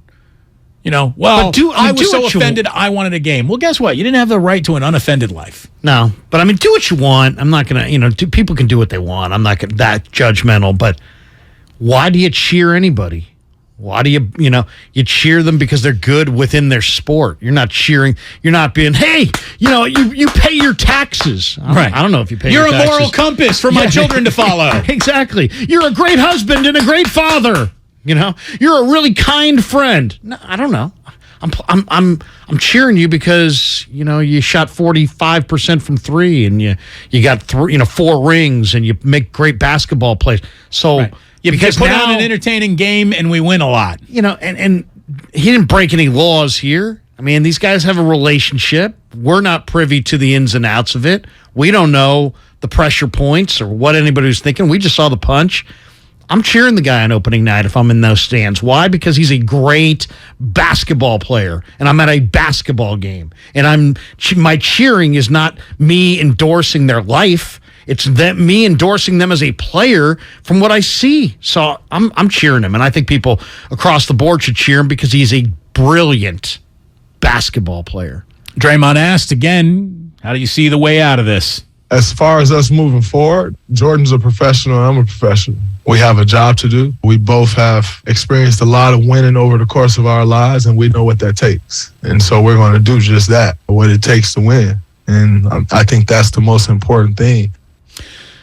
He was then asked if there's any dynamic between him and Jordan Poole that he feels like has something similar to the dynamic of, even though we were, teammates that respected each other, there was obviously friction between Draymond Green and Kevin Durant. He was asked about the two different relationships and if you could compare the two. I'm not sure. As I said before, that's not up to me, nor do I think there's much relevance. Quite frankly, we both know how to play basketball, and that is the most important thing for us. We're paid to do a job. We're going to come and do that job to the best of our ability, and, we want to continue to win, so we're going to do what we have to do to win. Everything else outside of that, well, number one, be handled amongst us, but number two, it's neither here nor there. What we do on the basketball court is what's important. And I think sometimes we get so caught up into trying to analyze people's lives instead of analyzing basketball. And one thing I'm damn sure of is we play good basketball together. Hence the fact we won a championship. So we'll continue to build on that. I could have set up that soundbite just a little bit better. It was really, will you and Jordan Poole be friends after your incident the way that you and Kevin Durant are now friends again after your incident? And you heard him. He basically said, no, we're probably not going to be friends. It didn't sound like they're going to be friends.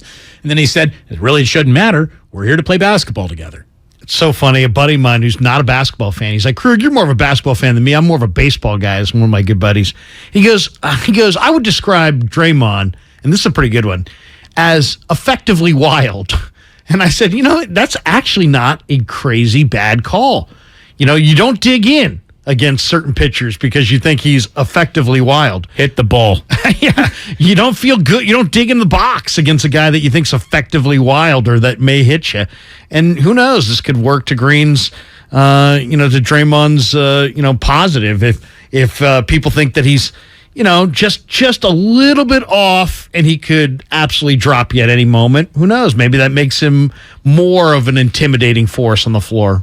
Hey, little crazy goes a long way. Exactly. It really does. By the way, Kevin Durant got finally asked about all of this in Brooklyn. Right. Nick Friedel asked him about it. And, when Kevin Durant basically said he didn't call Draymond to talk about it. And he doesn't know Jordan Poole quite well enough to, be like, hey, how are you doing yet? So, and he said all that. And then he said, it seems that everybody's back to normal. Draymond is playing the next game. Jordan was playing last game. So I guess it's back to normal. Anything around our sport that doesn't involve the game of basketball, like once it gets to that type of stuff, I try to stay away from it. It has nothing to do with anybody else but the people in that locker room. And look, Draymond basically just said that. Let me play this one more time. Again, do you think you and Jordan will be like super good friends after this? Quite frankly, I don't think that's everyone's business. The conversations that I've had with people in this organization, with my teammates, the conversation that other people has had with my teammates, the conversations that teammates has had amongst each other, those are the conversations that matter. And ultimately, if we all have conversations and we decide that we think that's best, then at the end of the day, that's what matters, not what someone else's opinion is at the end of the day. It's about what we feel in this organization is best together, not what someone else thinks. I'm pretty certain Jordan had input, Steph had input, Looney had input, Andre had input, Clay had input. And ultimately, you come to what you think the best decision is and taking all of that into account. And, we've all had those conversations. So if I'm being quite honest, I don't really care what other people think. I don't wake up and come to practice with other people. I don't go to bed at night wondering what the hell the people who think it should be longer is doing, or longer, or whatever someone may think. That's really not quite my worry or care. My care is what guys in this locker room think, what people in this organization think. Outside of that, I can really care less what someone has to say. There you go. That was him saying basically like, hey, you thought I should have been punished more? Doesn't matter what you think. Yeah.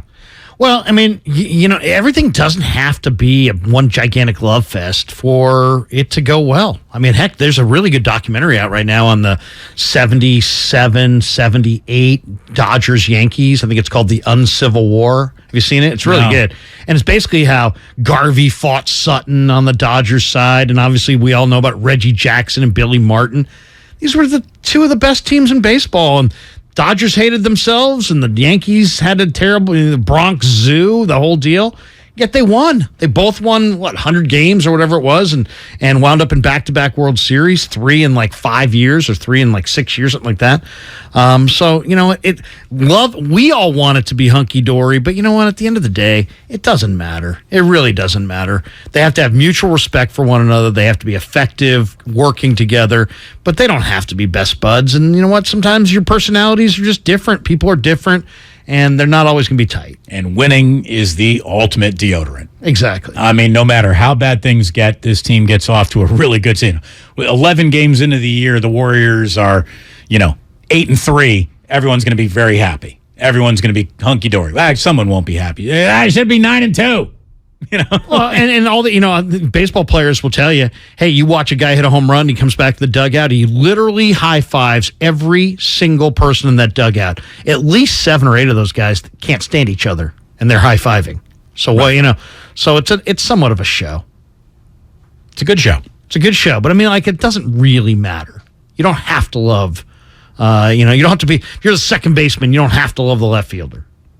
You just don't. You selected those 2 positions randomly, I'm guessing. Exactly.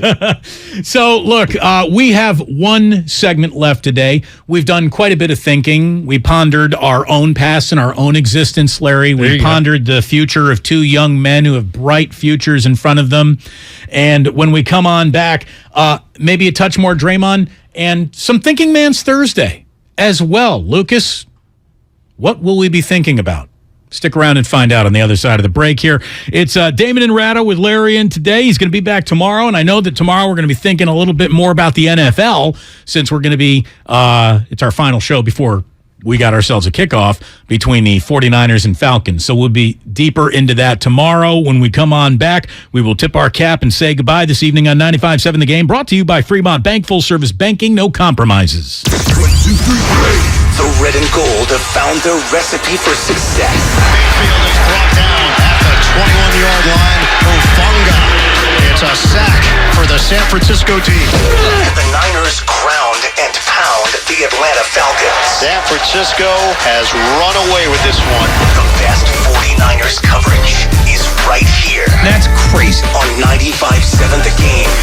At Lucky California, every day is full of fresh possibilities. Try their USDA Choice Beef. It's deliciously tender and marbled for flavor. This week, Choice Beef New York Steak, bone-in, is just $5.99 per pound in the Max Pack. Lucky California. Come see what's fresh. Dr. Trudy Fleer here with the 5G Home Recovery Podcast. Let's discuss a very real existential threat to internet speed. It's a big one. Ready? T-Mobile Home Internet. It lags. Now, what is lag? Lag is a delay in data being transmitted across the internet. For example, you're hitting that hot drop, the parachute cuts out, you've got an unsuspecting bot in your sights, and lag! You were actually eliminated 10 seconds ago. Nobody deserves that. So stop letting T-Mobile Home Internet ruin everything and switch to Xfinity. Learn more at xfinity.com/TMOFax. Get an amazing value on Xfinity Internet with unlimited data included. Switch for $55 a month for 2 full years with no annual contract required and no equipment fees for 24 months. Go to xfinity.com/TMOFax, call 1-800-XFINITY, or visit a store to learn more. Requires paperless billing and autopay. Ends 10/17/22. Restrictions apply. New fast internet and xFi Complete customers only. xFi Gateway required. Taxes and fees extra and subject to change. After 24 months, regular rates apply to all services and devices. First, we decide where we want to go. Then we need to know the best way to get there. Hi, my name's Adam Barada. I'm the owner of Advantage Gold. We're the highest rated precious metals firm in the country. We teach people how to own physical gold and silver. Now, we've won the Best of TrustLink Award 4 years in a row because we educate our clients on how to buy gold and silver the right way. We don't pay celebrity spokespeople millions of dollars. We'd rather pass that value on to you. Call 800-900-8000 and speak with one of our experts. We'll send you a free gold kit along with my latest #1 national best-selling book, The Great Devaluation. Call 800-900-8000. That's 800-900-8000. Get the best information, the best process, the best service, the best value. Call Advantage Gold at 800-900-8000. Call 800-900-8000. Advantage Gold is not an investment advisor or a tax advisor. Consult with your financial advisor before investing. Great cars and great customer experience are what define a great dealership. At BMW of Fairfield, we deliver on both counts. BMW of Fairfield is the top-rated BMW dealership in the Bay Area, according to Google reviews. We love selling the ultimate driving machines, but our success rests on the outstanding experience we provide our customers. It's a better way to buy and own a vehicle. Experience it for yourself at BMW of Fairfield. One price, one person, 1 hour. Our company Repurpose has a really cool mission: get rid of plastic. Meanwhile, we had this problem. Our office was all paper, and nobody wanted to file paperwork, print checks, mail them. We don't do that anymore. Now we've got Bill. It lets us be digital. Bill saves us paper and time.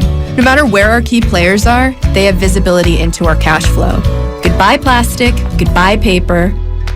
Automate your finances with Bill. Learn more at Bill.com. Golfers, now at the Golf Mart, it's time to hit faster, longer, and straighter with Titleist. The new TSR drivers are designed to maximize distance and elevate your performance. Titleist TSR driver, pushing for perfection every day. Come into the Golf Mart for the new Titleist TSR drivers and get custom fit for free today. Can't make it in store? Visit us online at worldwidegolfshops.com. The Golf Mart, home of the 90-day satisfaction guarantee and family-owned and operated since 1984.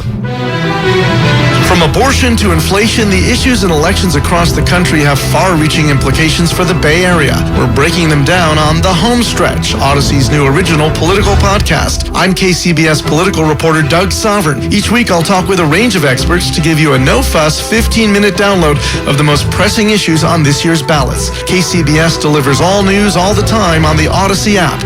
And listen to The Home Stretch on the Odyssey app or wherever you get your podcasts. The roar of our engines, the pump of our heartbeats, the pedal to our metal, the sparks that ignite us, the pistons that push us, the passions that drive us. From the feelings that move us to the places that pull us on the roads that unite us. With nearly 6,000 stores and over 17,000 auto care centers, Napa has America's largest network of parts and care, here to keep you firing on all cylinders. I'm Bob Burke, founder and chairman of Burke America Parts Group, a family of brands that includes RepairClinic.com, an appliance and HVAC parts solution company that's grown into an international brand. Before AmericanEagle.com, we partially launched a new technology platform developed by another firm. American Eagle helped take our technology to a whole new level with digital marketing, software development, and business insights into our key markets, appliances, HVAC, and outdoor power equipment, and did so both on time and on budget.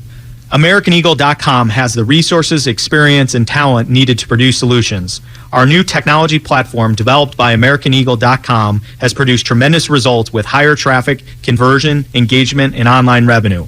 If you have any home repairs you need to take care of, check us out at RepairClinic.com.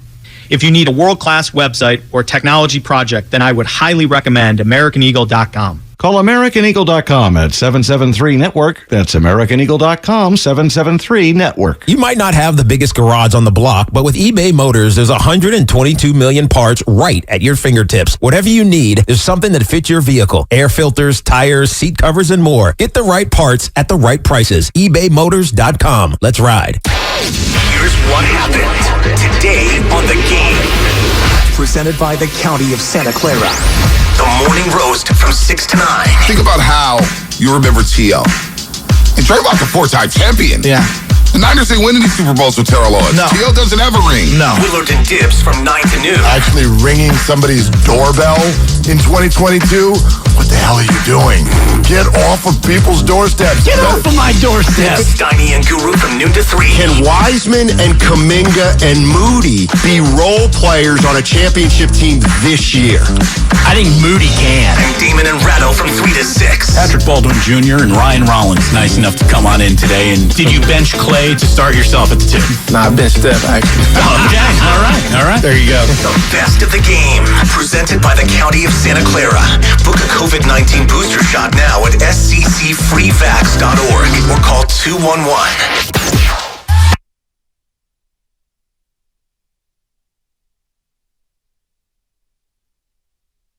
Now back to Damon and Ratto, brought to you by BMW Fairfield on 95.7 The Game.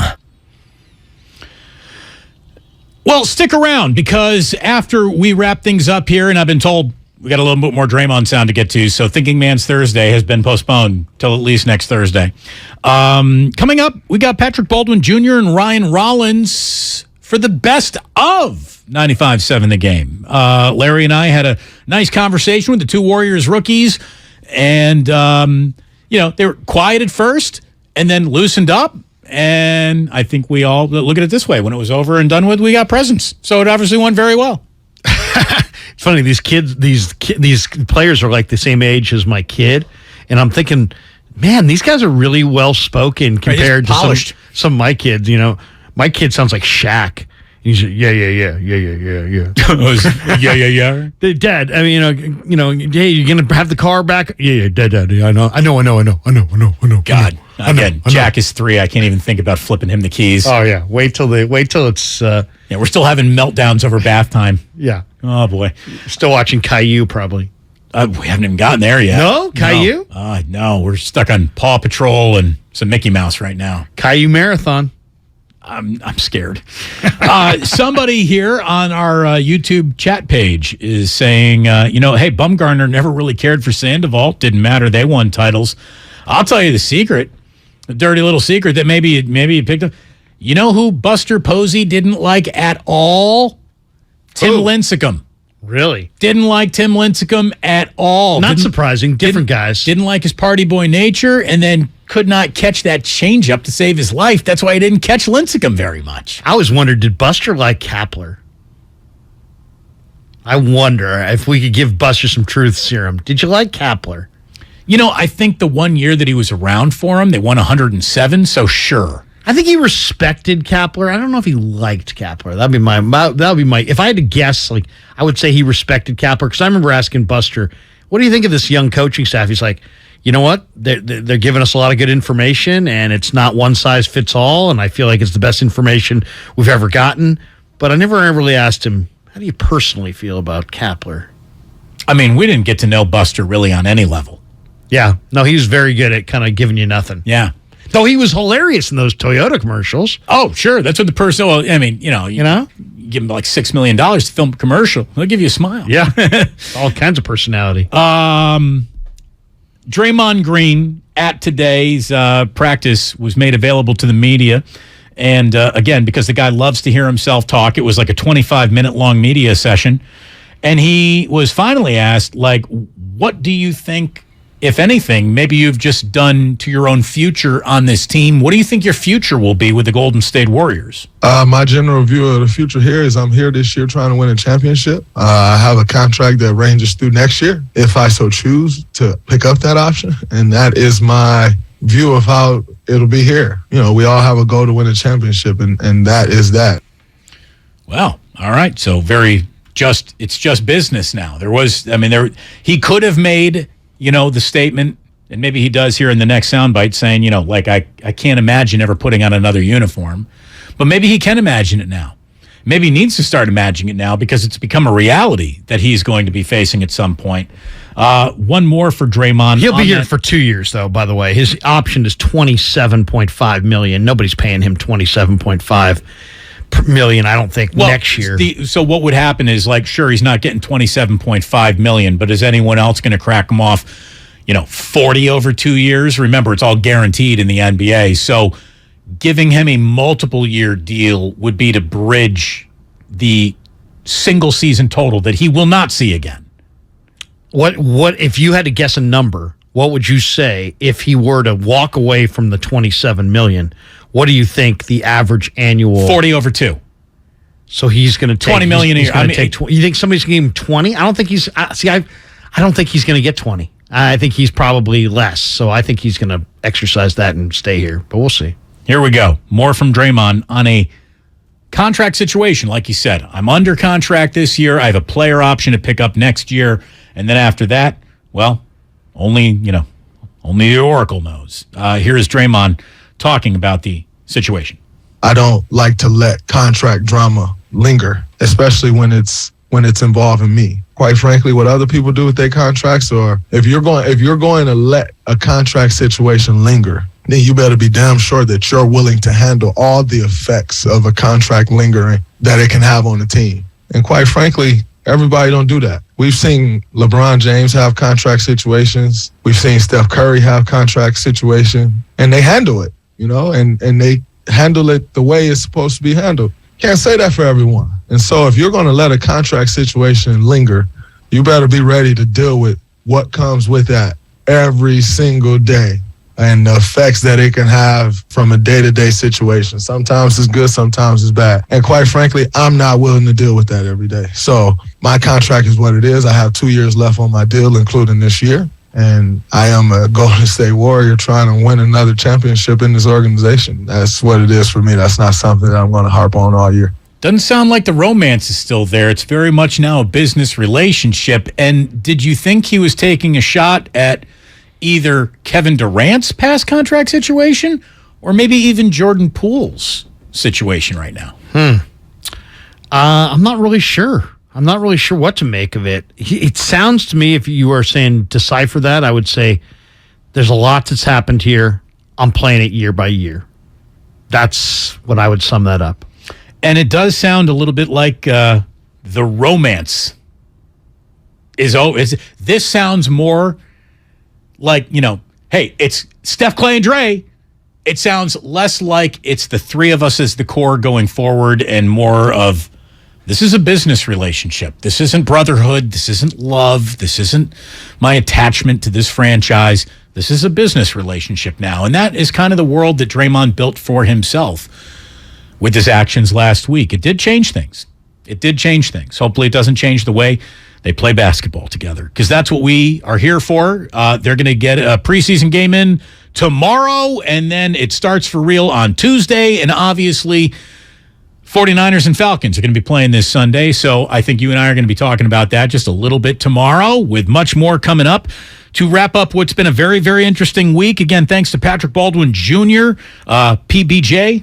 That's pretty good. I like that. PB&J. Patrick Baldwin Jr. and Ryan Rollins for coming in today. It was really nice to meet them, and in case you missed it, it's coming up to tip off the best of the game next year on 95.7 The Game. Larry? It's always easy, man. Thank you very much. See you tomorrow. Thank you so much. See you tomorrow. Grandy, thank you. Lucas, thank you. Name of the new guy again? He sat here all day. I forgot the new guy's name. I'm terrible at this. Sorry. Jake? Welcome to 95.7 The Game. Remarkable day of just sitting there and looking at things. You nailed it. No prizes, but you nailed it. Welcome, Jake. It's good to have you. Spadone, is this going to be no Spadone. Sterling. Is this going to be Sterling? I know. It just I get how much time I got left. Spadone. Sterling, best of, ready to roll. PB&J and Ryan Rollins starting it off. Nice. Sports don't build character; they reveal it. And like that, he's gone.